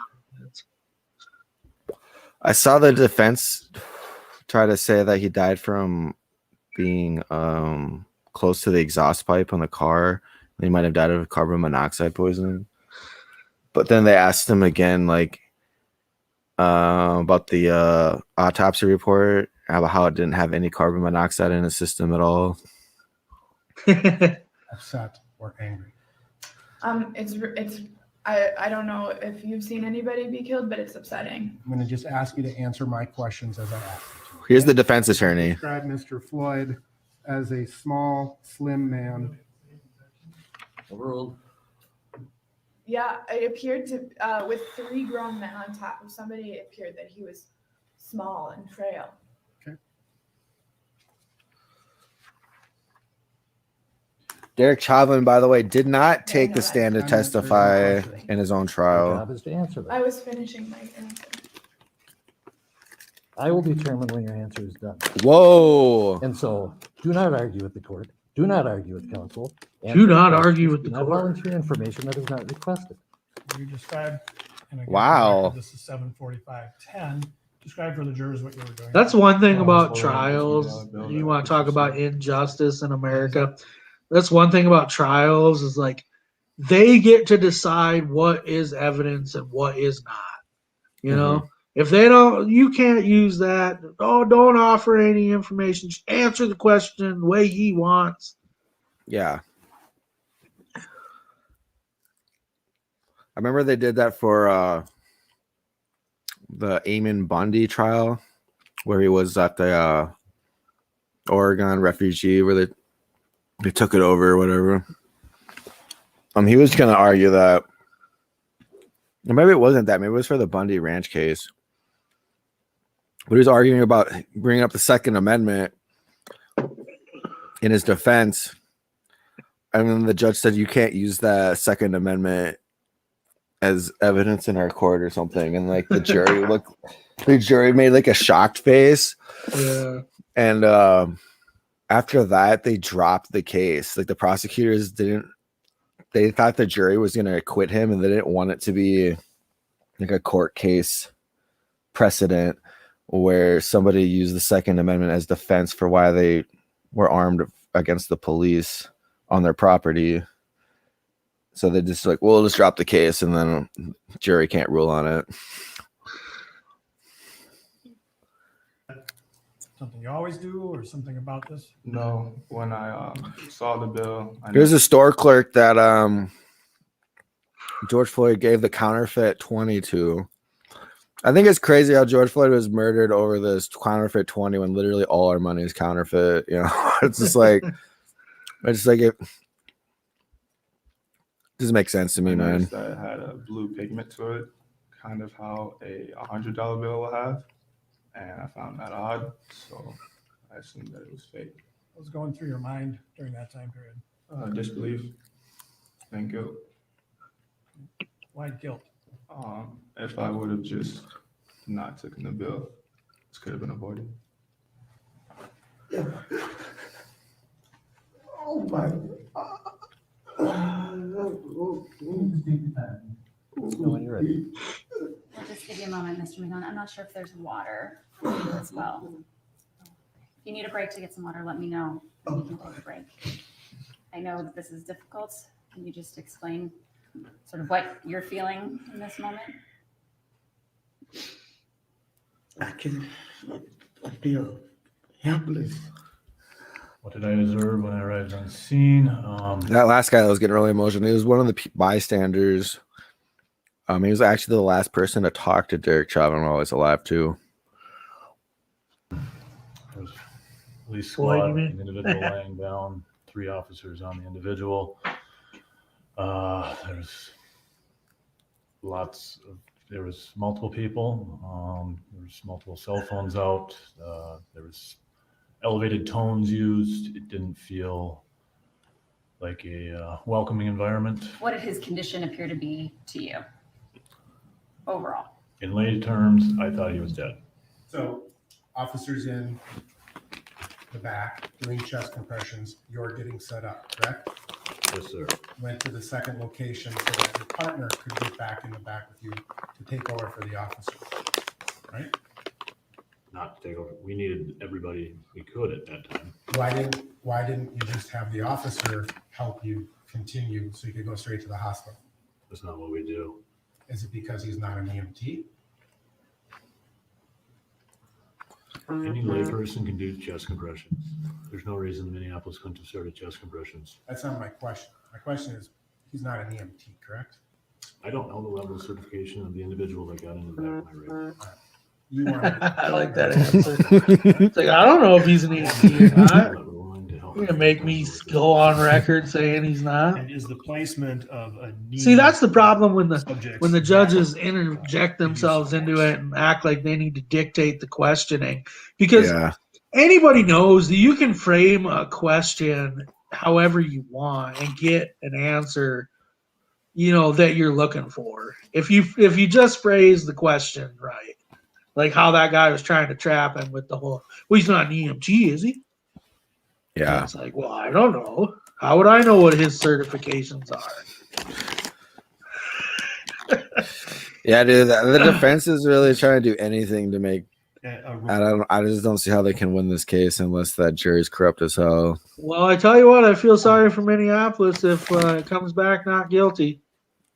Yeah, dude. It's definitely gonna cause another summer social unrest.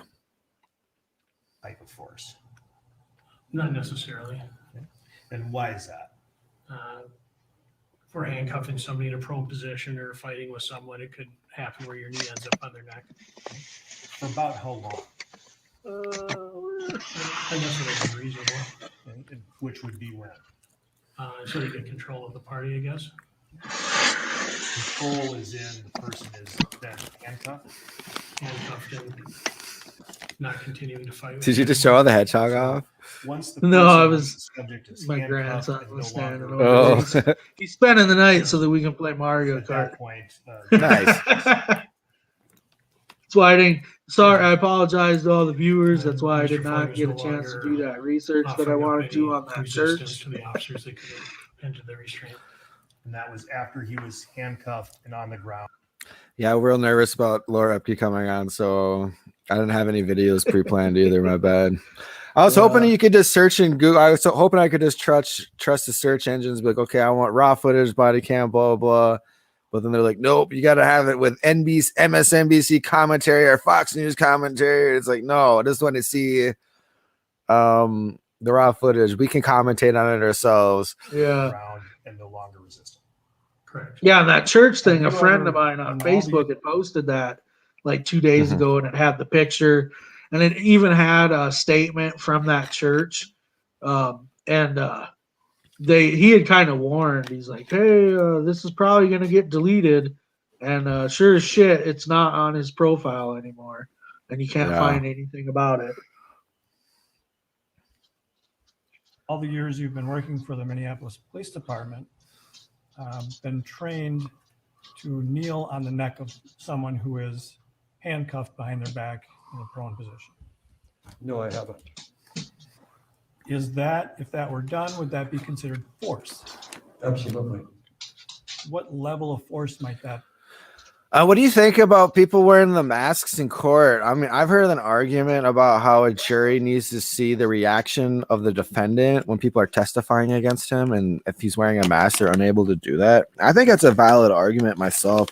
I think, people can do the thermometer test like they did to us in Orlando for our convention. They could just do that before people walk in the courtroom, so they'll know everybody's good. They should make the defendant. They should make the defendant wear like a skull mask or something, so you know which one's evil and which one's. Oh my God. So he's just Chauvins in court, just chilling in this like fucked up mask. No, man. That be? That would be the top tier, the deadly force. Why? Because of the fact that if your knee is on a person's neck, that can kill him. What is your your view of that use of force during that time period? Totally unnecessary. What do you mean? Well, first of all, pulling him down to the ground, face down. Hey, you should ask Mandy if she just got the video that you were watching with her earlier. Maybe I could play it with the one where the cop says something like, well, good right after. I'll ask. And putting your knee on the neck for that amount of time is just uncalled for.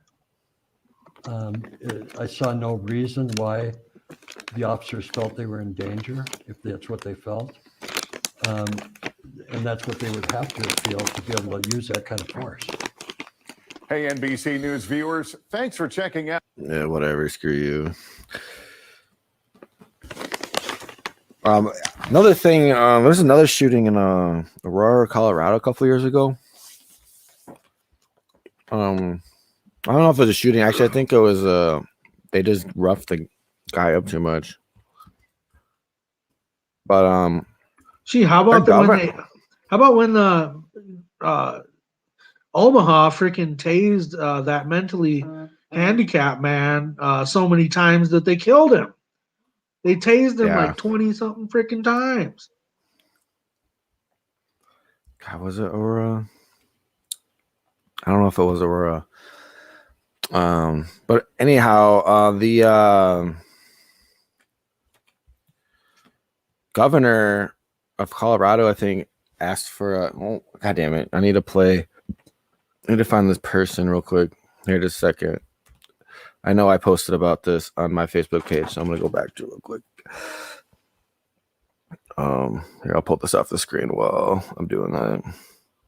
And then we'll go to week 2. We'll watch some week 2 highlights right after. But yeah, there's a shoot. What was it? Let me look back real quick. Oh, damn, I post too much on Facebook now. I can't find it.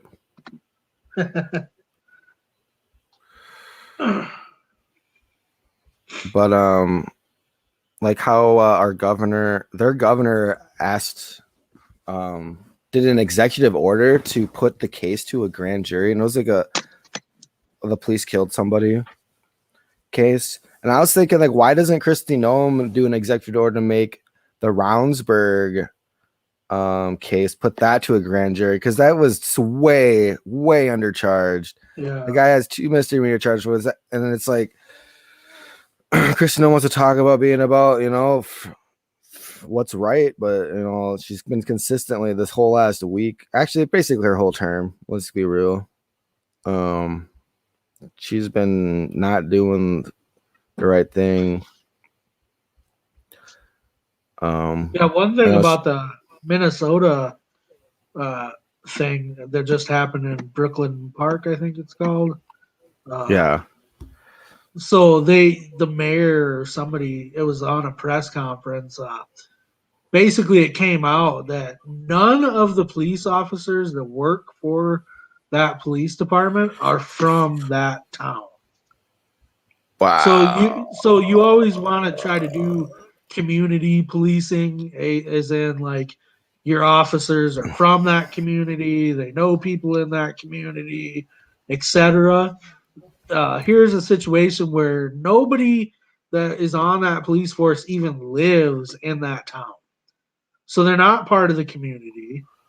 It's basically outsiders policing, which leads to things like this because you're not, like I said, you're not part of that community. Yeah, I think cops should be part of the community that they're patrolling. Here, I've got the video right here real quick.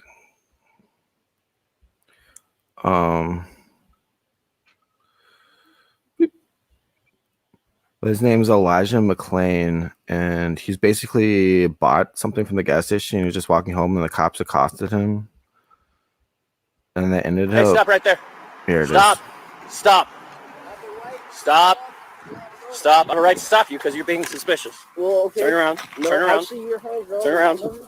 Stop. Stop tensing up, dude. Stop tensing up, bro. Stop tensing up. Stop tensing up.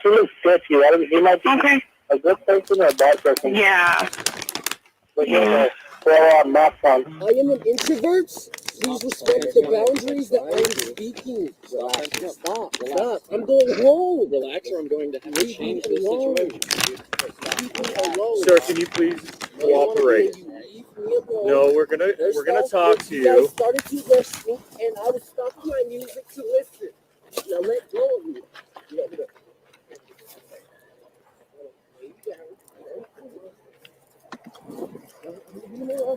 You guys. Take my power back, and I intend to be simple. I intend to be simple. Grab your gun, dude. Stop, dude.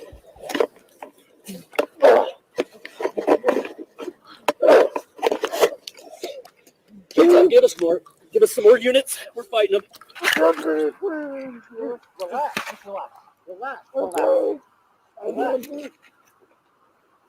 Bring that arm back. Give him a couple. My name's Elijah McLean. Yeah, That's I'm all. ready to use carotid. That's what I was doing. So yeah, they took their body cameras off their persons and laid them on the ground, so you can't see what's happening to them. Don't get up, dude. It's not going to be good for you. I'm telling you right now. If you keep messing around, I'm gonna bring my dog out. He's gonna dog bite you. You understand me? Wow. Also, they dude. threatened him with a dog. Yeah, sounds good. Perfect, dude. For no reason. Whatever he's on, he has incredible strength. Yeah, crazy. Wow. I had him in a bar hammer behind his. Toxicology report said he was on nothing. He was literally just walking back from the gas station. He had a mask on, a ski mask. That was it. He wasn't doing anything criminal. He was just walking back home. So what happened to the cops? Nothing? Nope. Well, actually, maybe USA Today will tell us here at the end of this. On his back, yeah, and his arm. I know it went to a grand jury. because the governor of Colorado issued an executive order to make this go to a grand jury, not just have the prosecutors decide, like what happened in South Dakota with Brownsburg, where the prosecutors were like, no, it's hard. We can decide whether to make it go to a grand jury or decide ourselves. We're going to decide ourselves, because they knew the grand jury was going to find Brownsburg guilty of manslaughter, at least. Was above his head and he was still fighting. So he was put into a carotid. He did lose consciousness. He's throwing up right now, and he's obviously on something. So, yeah, Obviously, we're gonna have to have him transported. What's that? I think we're. I mean, I would say the cops were on something. They just killed some kid for no reason. Like, they've got to be on something. We're okay for here. I appreciate it. Thanks. And he had a mask on. I know that. Yeah. And then he was like throwing his hands up, but he said he didn't feel. Cops were killing people with masks on before COVID. This was right before COVID started hitting. And then after COVID started hitting, now cops are assaulting people for not wearing masks. Threatened or anything. He just thought it was weird. Okay. I've still got him on the phone if you want to ask him anything. No, I just wanted to get the front end. The best he could explain what was going on and why we got called. Okay.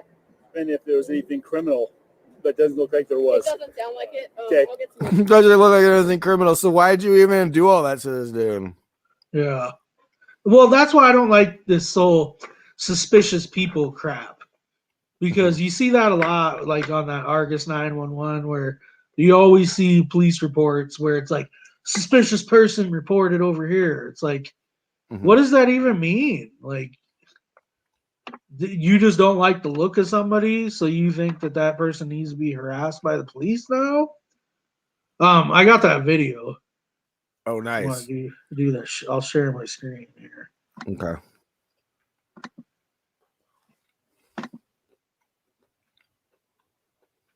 Brad, these police need to start getting prosecuted and put in prison, because if they don't, it's just going to keep happening. You know, that's one of the reasons why we have trials, is to prevent social unrest.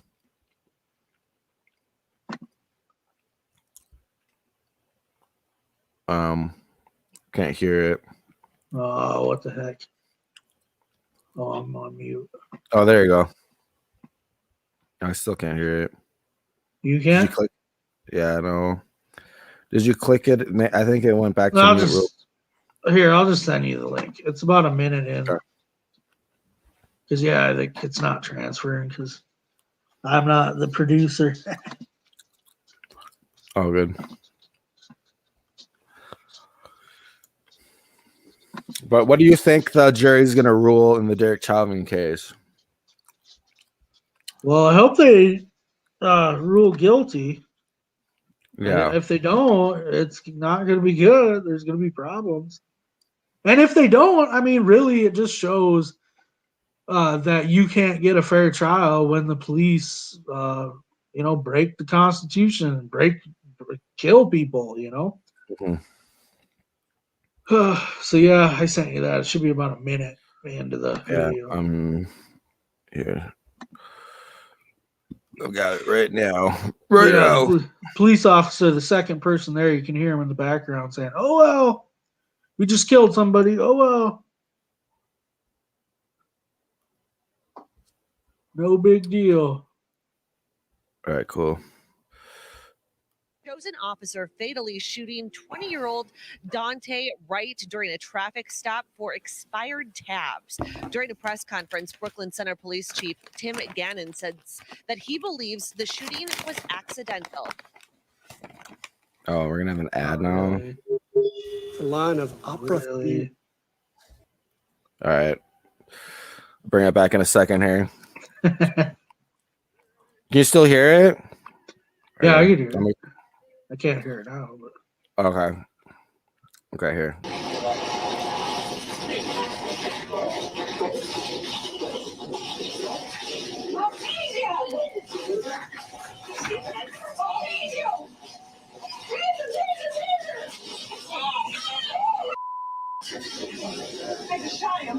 During this encounter, however, the officer drew. Really? It cut it off. Yeah. Yeah, that dude started talking right away. Like, is it? Keep playing it. I don't know. Maybe they play it Instead of their taser. As I watched the video and listened to the officer's commands, It is my belief that the officer had the intention to deploy their taser, but instead shot Mr. Wright with a single bullet. Now, the officer is now on administrative duty, but the mayor of Brooklyn Center says he thinks the officer should be fired. See, this is just As another in former fucking officer Chauvin's propaganda case, the State Bureau conspiracy of bullshit. Criminal Like Apprehension they will now- cut out, they edited the video. Like it said, he said, "Oh well." Like where's that video at? I know I heard it. I know I watched it. Now you're editing the videos so you can't hear that shit. Also, what's up with that woman anyways? It's just watching that video pisses me off anyways. It's like, taser, taser, taser, taser, as you're holding a fucking gun. Yeah. It's like, it's just like confusing to me how, I mean, she's trained to handle high stress situations. She's been a veteran for 26 years in the police force. I just don't see how, I don't know. She was charged with manslaughter, so we'll be seeing that trial next. I'll give her credit for that. At least she resigned. Yeah. But yeah, I think that's it for the show. I'm actually going to play Laura Ebke's speech at the 2017 convention. So after this, so stay tuned for that. This episode is brought to you by Pinkcoin. You can check them out at pinkcoin.com. We're also on the Free Speech Media Network. You can check them out on. Oh wait, that's the old one. Here's the new one. Check them out on Trovo, Facebook, and DLive. If you like our content, please subscribe to us on YouTube and like us on Facebook. Follow us on Twitter, Hedgehog Watchdog. If you want to attend Freedom Fest this year, it's on July 21st to 24th.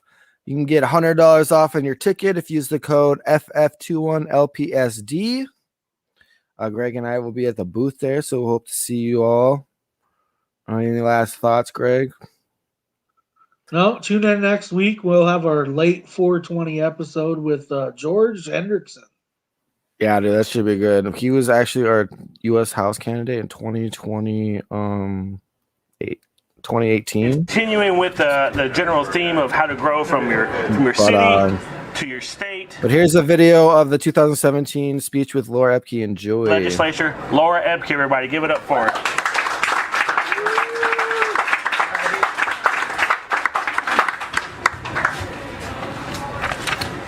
Can you hear me? Yeah. Okay. Some comments were made about CBD versus medical marijuana. I am a co-sponsor of all. I've been a co-sponsor of all of the medical marijuana bills. I also did carry the infamous bill that was passed, the GW bill this year. My theory behind that, and not everybody agrees, is that something is better than nothing, and that. Medical marijuana is not on the verge of passing in Nebraska, and so I would rather get something, especially for the kids with Dravet and others. But I'm not going to make a fight about this one. Okay. Yeah.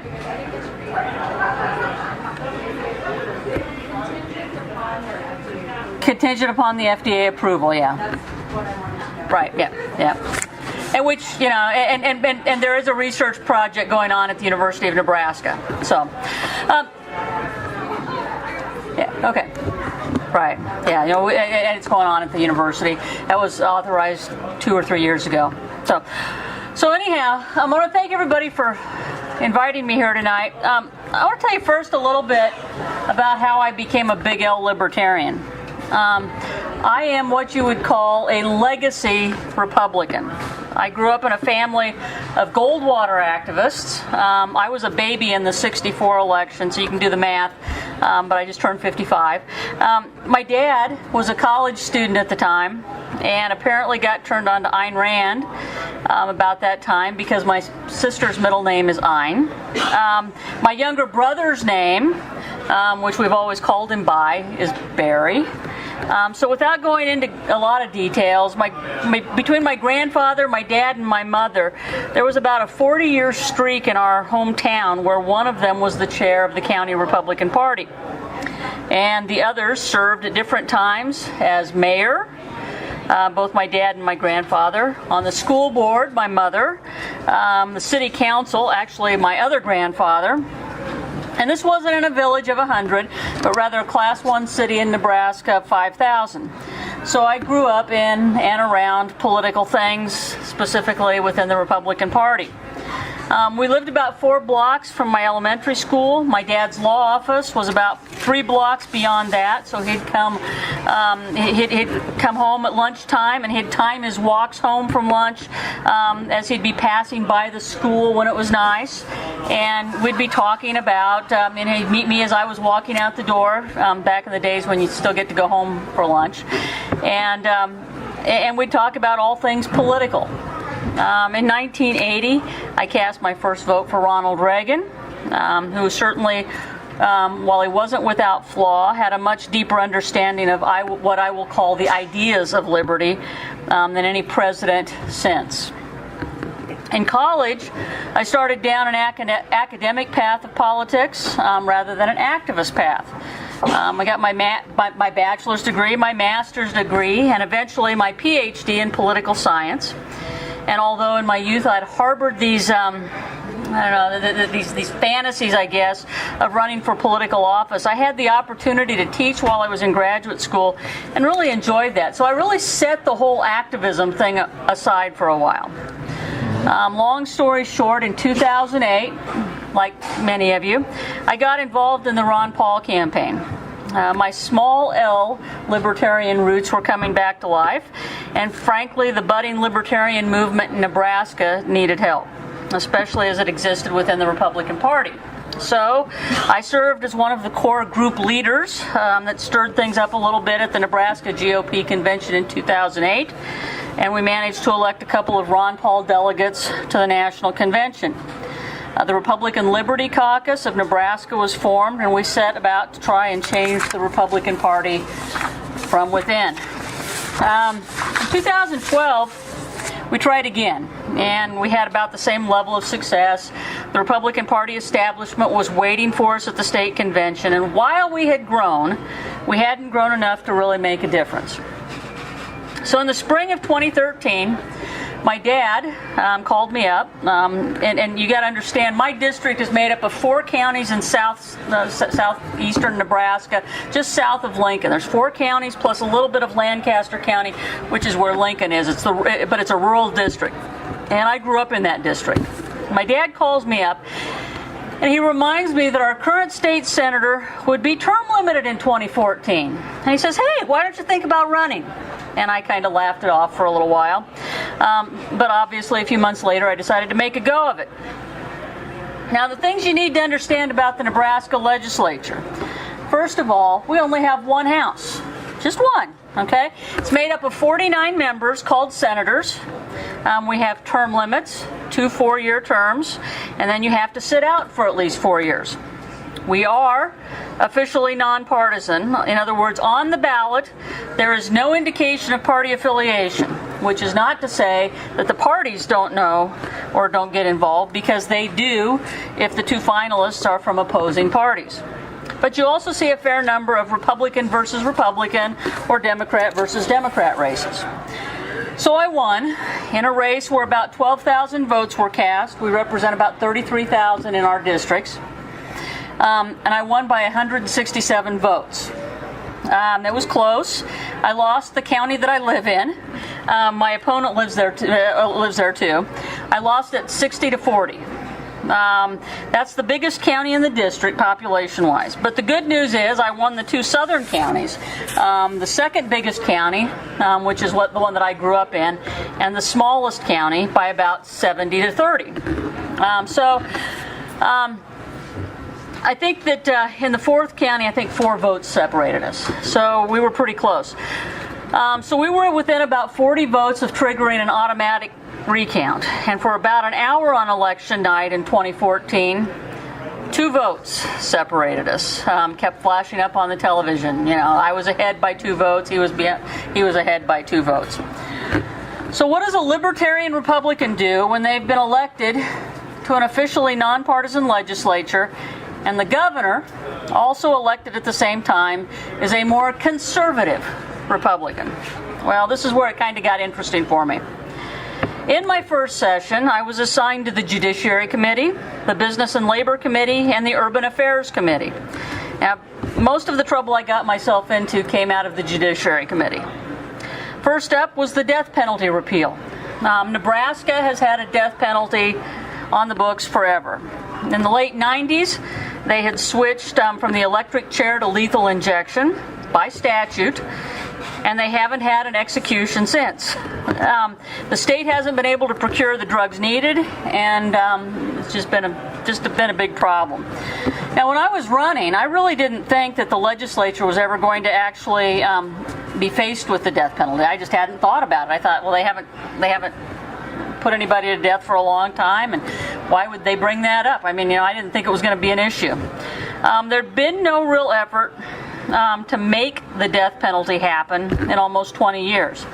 When I was asked one time on a questionnaire from the Nebraska Catholic Conference what my views on the death penalty were, I said that I thought that it was a bad policy for the state to kill people who were already incarcerated and no longer a danger to society. That was it. That's all I said about it ahead of time. Nobody else asked. I went knocking on doors, thousands of doors, and nobody asked me once what I thought about the death penalty. And then the repeal of the death penalty was introduced, and it came to the Judiciary Committee. Now, the senator who introduced it really didn't think it was going to go anywhere because he's been around for 40 years. He sat out for 4 years right after term limits were introduced, and then he came back. So he really didn't think it was going to go anywhere. But there was a group of us, more conservative types, or people who were viewed as more conservative, if you will, who joined forces with the more progressive types. And we ended up not only moving the bill out of committee, but also enacting it into law, essentially getting rid of the death penalty. And then we overrode the governor's veto of our repeal. Thanks. And that, I guess, was the beginning of my move to the Libertarian Party. The governor, whose father founded TD Ameritrade, and who is himself a co-owner of the Chicago Cubs, decided to toss some money into a referendum on the death penalty. They collected signatures and put repealing the repeal on the ballot in 2016.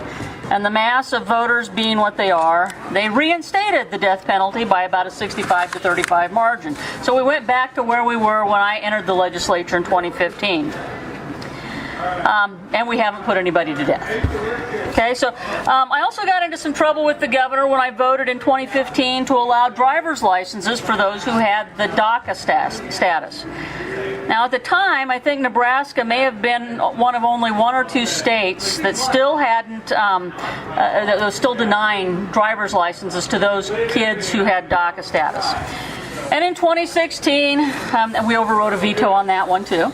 And in 2016, we allowed the same DACA kids to be eligible for occupational licensure in the state, something that we were denying them. And I co-sponsored a bill for medical marijuana and a bill to get rid of civil forfeiture, the latter of which was quietly opposed by some in the administration, but ultimately passed and signed into law. And in the spring of 2016, the Libertarian Party of Nebraska, from whom I bring you greetings, invited me to come and speak to their state convention. Now, I'd run into a lot of these folks during the 2 Paul campaigns, and we ran in a lot of the same political circles, so I figured, hey, why not? At least somebody likes me. I wasn't feeling very well liked by the Republican Party at the time. And I spoke, and there was no pressure, but Ben Backus, who is now, by the way, a city councilman in Gering, just sort of quietly said to me as we were standing in line for lunch, you know, if you ever feel unwelcome in the GOP, we'd be happy to have you. Okay, I wasn't really thinking about it at that time, but I said okay.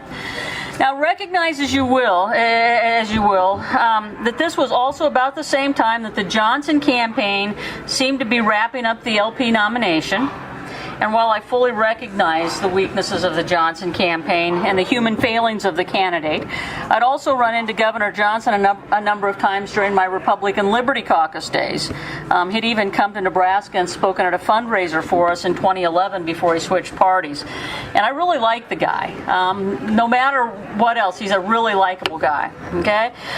This is also at the same time that the Trump train seemed to be unstoppable in the GOP. And there was absolutely nothing philosophically that I could find to like about the idea of him being my party's nominee.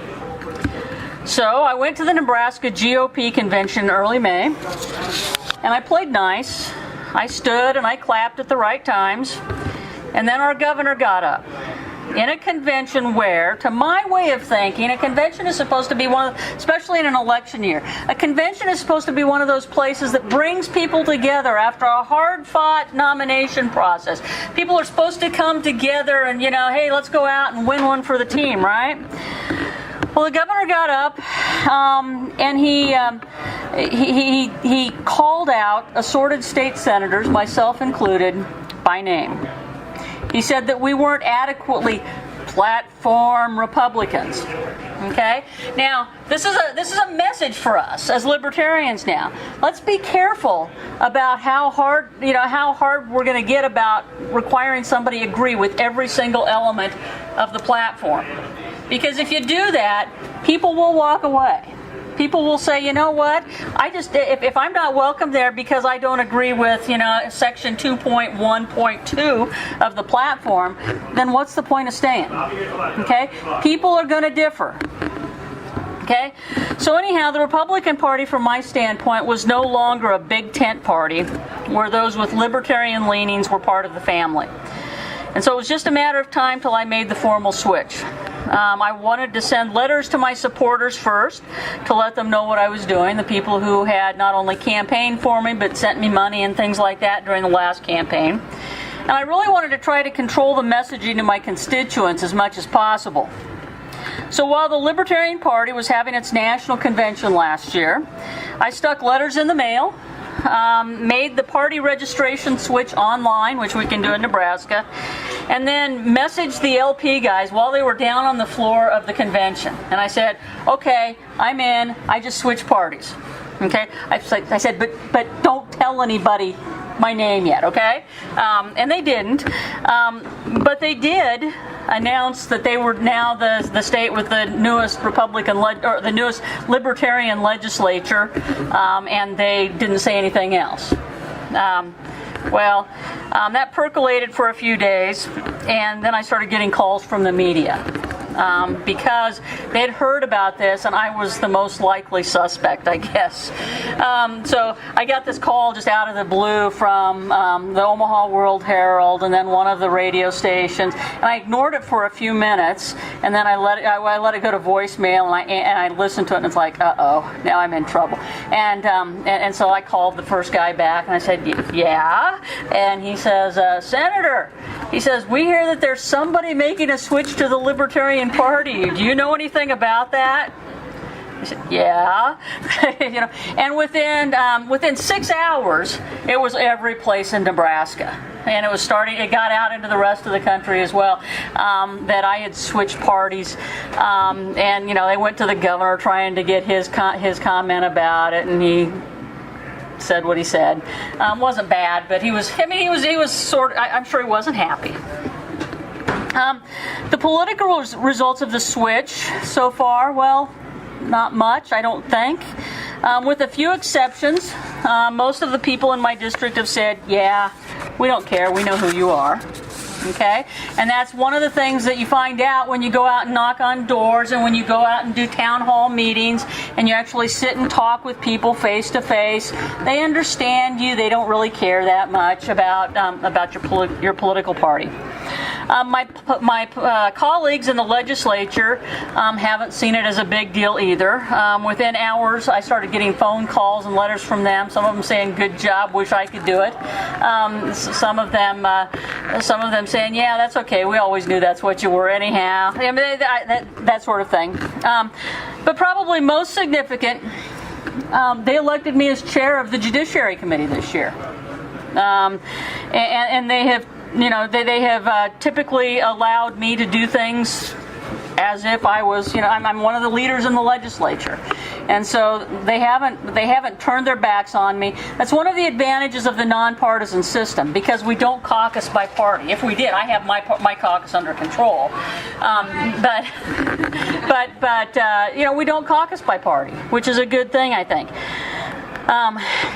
So I think it's possible, though, that something new will happen in the next couple of months.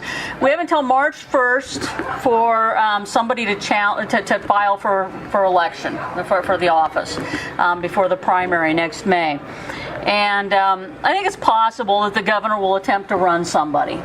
The Democrats have told me they're not going to, and I guess I believe them. The Republicans haven't told me that, and in fact, I've heard them talking to people, a turd of people who they've talked to about trying to get them to run, and everybody says no so far. But I think they're still going to keep trying. But the governor did in 2016. There were 3 of those senators who, or maybe 4. I have to stop and think about 3 or 4 of those senators who he'd called out by name at the state convention, who he did run somebody against, who he supported, other Republicans who ran against Republicans, and they ended up incumbents got beat as a result of the governor's support in large part. So anyhow, they may not. He's going to be running for re-election. The governor is in 2 years, or next year, I guess. At the same time I am. So he may not be so focused on me, but I'm not counting on that. So I'm out knocking on doors. I'm out doing lots of parades. I'm out doing town halls. I've done 33 in 16 different communities since I was elected since I took office in 2015. So I want to talk just a few more minutes about how we can advance liberty, because that's something that we as libertarians need to understand, I think. And when we need to learn how to play the political game and move the needle in the right direction rather than let it continue to slip in the wrong direction. So you've all probably heard the song, the Kenny Rogers song, The Gambler, right? If you haven't, go listen to it. It's on iTunes. This is the message that I've kind of settled on. Politics is a game. Hopefully there's some idealism involved as well, but ultimately, no matter what your ideas, it's in the game of politics, the secret to surviving, what? Is knowing when to play your cards, knowing when to walk away, and knowing when to run. Now, libertarians are, to my unbiased eyes, I guess, really, really intelligent and really, really idealistic. And we tend to like to let people know those things about us. That's not always a good thing. There's a movie image, and don't ask me what movie. I think it might have been Animal House or one of the Mel Brooks comedies. But I have a memory of a conversation in the movie about philosophy, and someone mentions the German philosopher Schopenhauer. And the character says, Schopenhauer, okay? Now, that's the feeling that people outside of libertarian circles get when they stumble into a gaggle of libertarians. You may have read the libertarian canon. You may have read Bastiat and Hayek and whoever else is on the list these days. But they probably haven't. And their eyes glaze over. People in the real world don't care that much about the great philosophers. I've never once seen a conservative Republican quote Edmund Burke. What people care about are simple ideas, put simply. And that is the challenge that we in the Libertarian Party have, I think. We've got to figure out somehow how to make those principles of liberty accessible to the broader public, okay? And we've got to do it without scaring people away. And that's something that we are really, really bad at sometimes. Now in March, I was part of a panel at the LP Colorado convention. I've been in Colorado, Indiana, now South Dakota. I'm going to Kansas and I think Missouri sometime in the next 6 months or so, and maybe Texas. That one's sort of pending yet. So, I mean, I've had a good time traveling around talking to libertarians. But at the LP convention in Colorado, the question of for the panel revolved around the idea of Liberty Town. In essence, if we had our own Galt's Gulch, what would it look like? And Austin Peterson and Steve Kerbel and Arvind Vohra were all on the panel as well. And to be absolutely honest, I didn't contribute as much as I should have because I live in a totally different world. I don't live in a world where we can start from scratch. I live in a world where people have expectations of government building roads and providing schools. I live in a world where it's assumed that the government will license professionals and will protect children from abusive parents. I live in a world where people expect law enforcement to protect them and the state to punish those who violate them. I live in a world not of a couple of hundred of my best friends and ideological soulmates getting together to create our own society, but in a diverse society where political philosophy spans the spectrum from near anarchist to near pure collectivist. So how do we move in the direction of liberty? And I tell the guys in the Libertarian gals, but mostly guys because they're on the State Central Committee, in the Libertarian Party of Nebraska, that we need to think incrementally. That's not a positive thing to say amongst libertarians, I get that, okay? But we need to think incrementally. That we have to do for libertarian ideas what progressives and statists of all versions have done for their version of the world, arguably since the beginning. We are on a number line that stretches into infinity in both directions, okay? Think of pure liberty at one end of the line and pure statism at the other end of the line, and you can pick where we're starting in from today, I don't care, right here, okay? Closer to statism, a lot closer to statism than pure liberty. Okay? It doesn't really matter where you say you're starting from. What matters is the direction that you're pointed. Are you pointed towards more liberty? Are you pointed towards more statism? Don't expect it to happen overnight. Don't expect a libertarian savior, whether Gary Johnson or Austin Peterson or Ron Paul or whoever your favorite libertarian hero is. And I always used to tell the Ron Paul supporting friends that I have that even if Ron Paul had somehow gotten elected, and even if he had been reelected, at the end of 8 years, we still wouldn't have been close to reaching libertarian nirvana. But we might have moved a few steps in the right direction, and that's what we should be trying to do. Now again, the number line. Your starting point today is 0, wherever that is, okay, whether it's towards more statism or more libertarianism. Every political decision we make should revolve around this. Will it move the liberty movement in the right direction so that we can say we moved a step toward liberty, or will it move the liberty movement backwards? Sometimes we'll guess wrong. I promise we will guess wrong sometimes. But I would argue that our goal in every decision, every public comment, every legislation supported or opposed, every candidate we run should be at the very least, do no harm to liberty. And optimally, we should be working towards moving by even the smallest of margins in the right direction. I'll be happy to take some questions here in a few minutes, but I have just a couple more things I want to say, and I know you're getting bored probably. But I want to give you a few examples from the Nebraska legislature. During this last session, there was a week when we had 3 big bills that had to do with economics. The first bill was a tax reform bill. It would have provided for some marginal property tax relief. Our property taxes are crazy. I don't know what it's like here, but our property taxes are crazy. And would have reduced, beginning in a couple of years, the income tax rates for all taxpayers. Now, the usual suspects got upset. Tax cuts for the wealthy! And sent out graphics that showed, that someone making $500,000 would get more money back than someone making $50,000. Never mind that those who are making $500,000 are already paying a lot more, and that if you cut the taxes of everyone in our relatively flat income tax structure by 1%, gosh, yes, those who pay more will get more back. Math is funny that way. At the end of the day, I had sent my staff home and was just getting the last of my things together, and my office phone rang. Now, that was my first mistake. I picked up the phone. A constituent wanted to argue with me about tax cuts and thought that the rich ought to pay a higher percentage. And I listened for a while, and then I asked her, what do you think is a fair amount to take away from those people? And first she said, well, they don't need 20 houses. I said, okay, fair enough. But what's a fair percentage of their income for the state to take away from someone?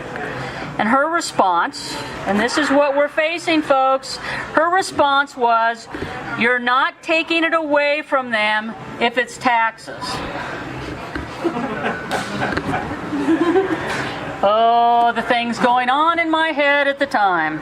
The things I wanted to say, but I didn't. It wouldn't have been productive for me to say what? Taxation is theft. It would not have been productive for me to say that. And it would have set me up for another 30 minutes of conversation that I wouldn't have really enjoyed all that much. So I said instead, well, we'll probably just have to disagree on what appropriate tax policy is. And wished her a nice day, and that was it. Now, how many of you in this room have or are currently holding any kind of public office? Anything at all? Not very many. Well, I will tell you that I think libertarians find that when they hold public office, that if you hold public office, that that means that we don't have anarchy, right? If you hold public office, that means we're not in a state of anarchy. And a lot of questions we're faced with aren't really clear liberty versus not liberty. Constituents expect certain things. We can't just say no all the time, because if we do, we'll not get reelected. And yes, I know that Ron Paul was Dr. No, but he also had the reputation for doing really great constituent service, and he picked his battles. He didn't say no to everything.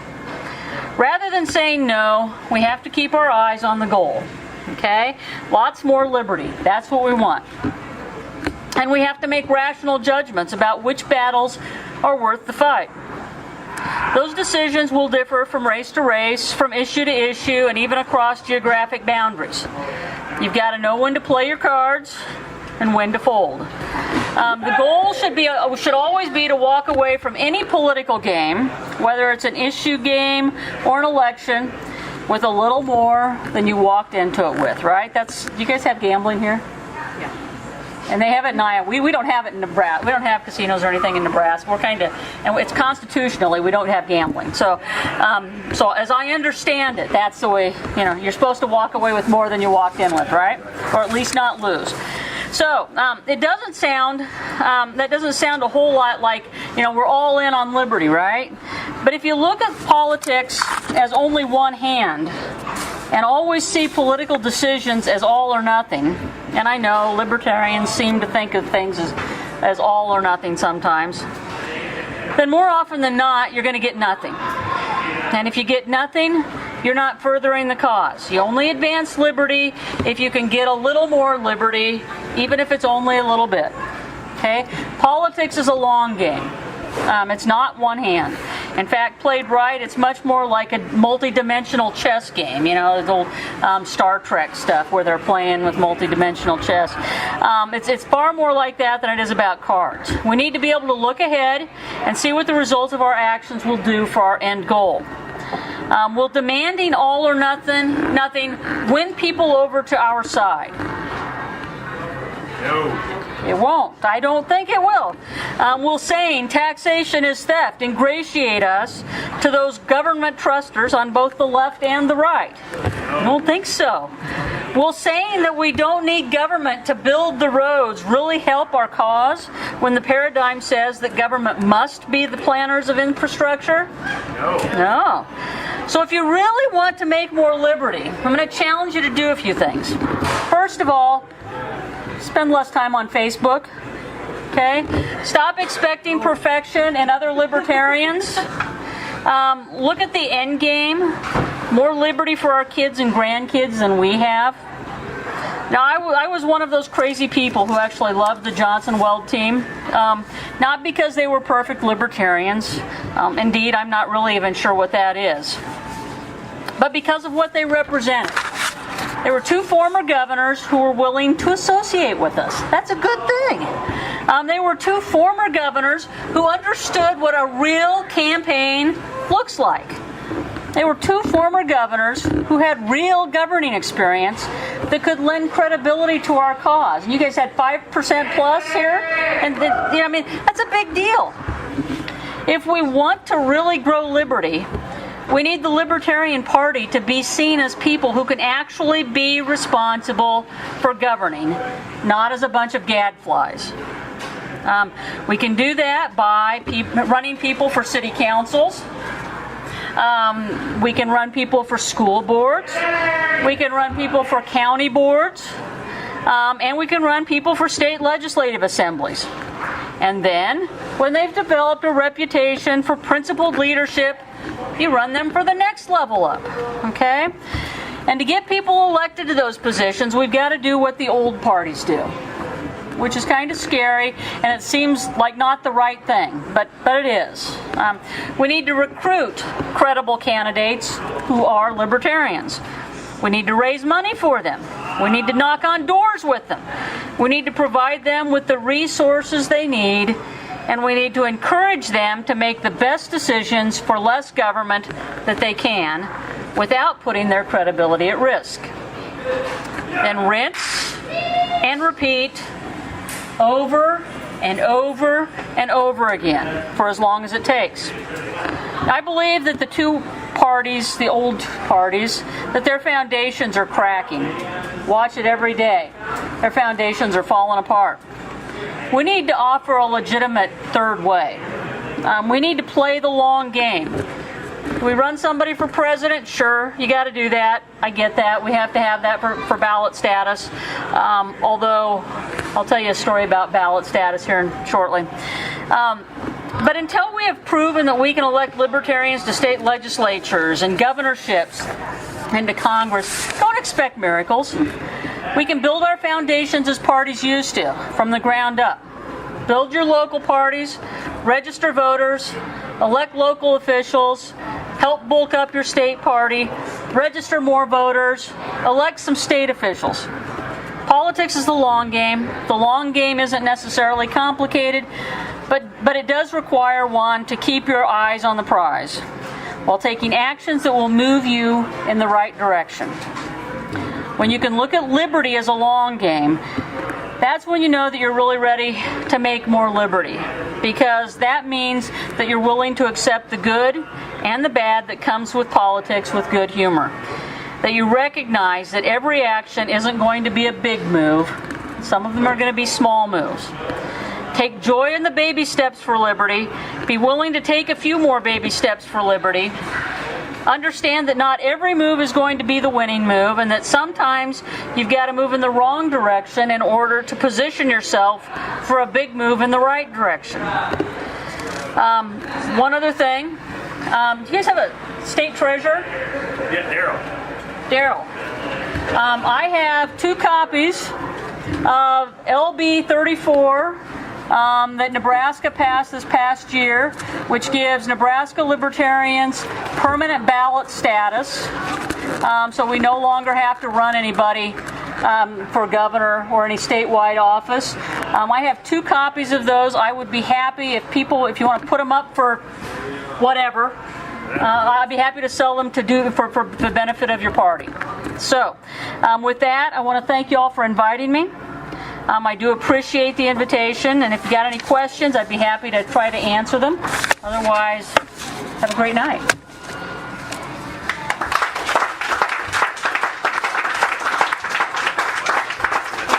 Questions?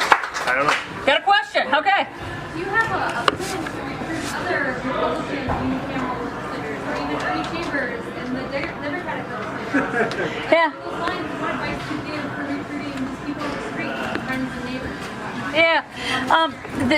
I mean, part of the problem with recruiting, okay, there are a couple of people who would be great recruits in the Nebraska legislature who are like this close. I'm not sure that they'd be welcome in the larger Libertarian Party because they're not perfect, okay? And so there's a fine line there. Part of it is getting people to start recognizing that, we're not all going to be perfect Libertarians. We may only agree on 80% of the issues and not 102%, So that's part of it. Part of it is, and I was having this conversation with the Nebraska guys a little earlier on Facebook. I was on Facebook, sorry. We were messaging back and forth, and somebody was suggesting that we need to go out and we need to convince people. When I became a Libertarian in May of 2016, Nebraska had almost 7,000 registered Libertarians. Today we have over 12,000, almost 12,500, and so in about a year, in just a little over a year's time, we and the nonpartisans are the big growers, okay? We are the only parties that are actually, and the nonpartisans or the independents, they're not actually a party, but they're growing too. So people are running away from the Republicans and the Democrats. Democrats have actually shown a net loss in terms of new registration. I mean, they're losing voters. The Republicans in Nebraska, they are still getting, they are still getting a share of a fairly decent share of the new registration, but a lower percentage than what their total percentage is. So they're losing numbers as well. So what we really need to do in Nebraska, and I don't know how you guys structure your voter registration, but in Nebraska, what I'm encouraging them to do is to focus through Facebook ads and things like that. 17 and 18-year-olds who are getting ready to register. And then because those kids don't know who they want to be. They want to. One of the messages that we've got that we're kind of testing out there with nonpartisans is put a name to your independence. And so join a family of independents. Something like that. I think that there's something to be said for that. It may not be quite the time. We have to grow a little bit more before we can actively pull people from both the Republican and the Democrat parties in, although there's a few out there that'll still keep moving, and we've got those 3 guys in New Hampshire now, so we're moving. Did I answer your question? Sort of? Okay. Yeah.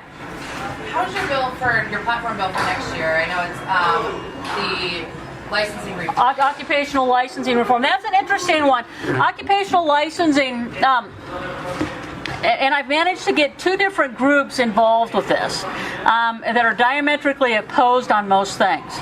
The ACLU of Nebraska likes it because of recidivism and the opportunity to give people who are coming out of prisons the opportunity to work, which a lot of our occupational licensing doesn't do.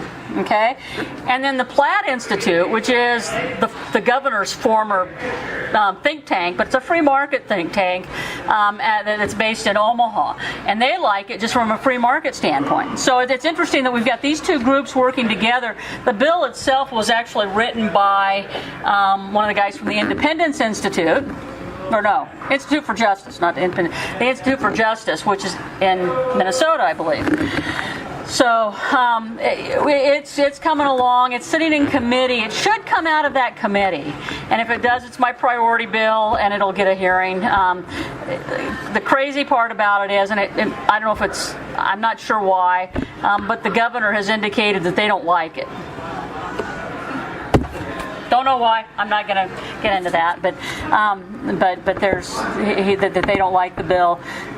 Both the Platt Institute, which should be pretty close to him, has been talking to him, trying to get him to jump on board. But That's the bill that does it. You have a license to hair. Yeah, Yeah. I mean, we've got 175 or 180 different occupational licenses in Nebraska. I mean, and it's not just doctors and lawyers, but it's also horse massage. We had one for who knew? We have one for horse massage, assorted massage therapy kinds of things, hair braiding.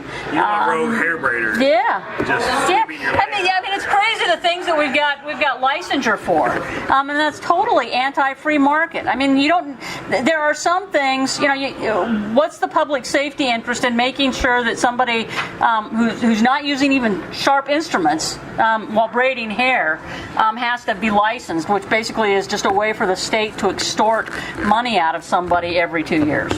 So, but what my bill does is creates, basically sunsets all of the licensing boards, and requires the legislature to look at the least restrictive means for ensuring public safety and so forth, because a lot of these things have just grown over time, and if we get rid of the licensures, then the legislature would hopefully look at it and say, well, we really don't need to have, we can just let this particular licensing board go away. What else? Anything else? Okay, well, thanks again for having me. Appreciate it. Give it up again for Laura Ebke, everybody. That was the reason I chose her as the keynote speaker, because she is absolutely fantastic and a true Midwest libertarian.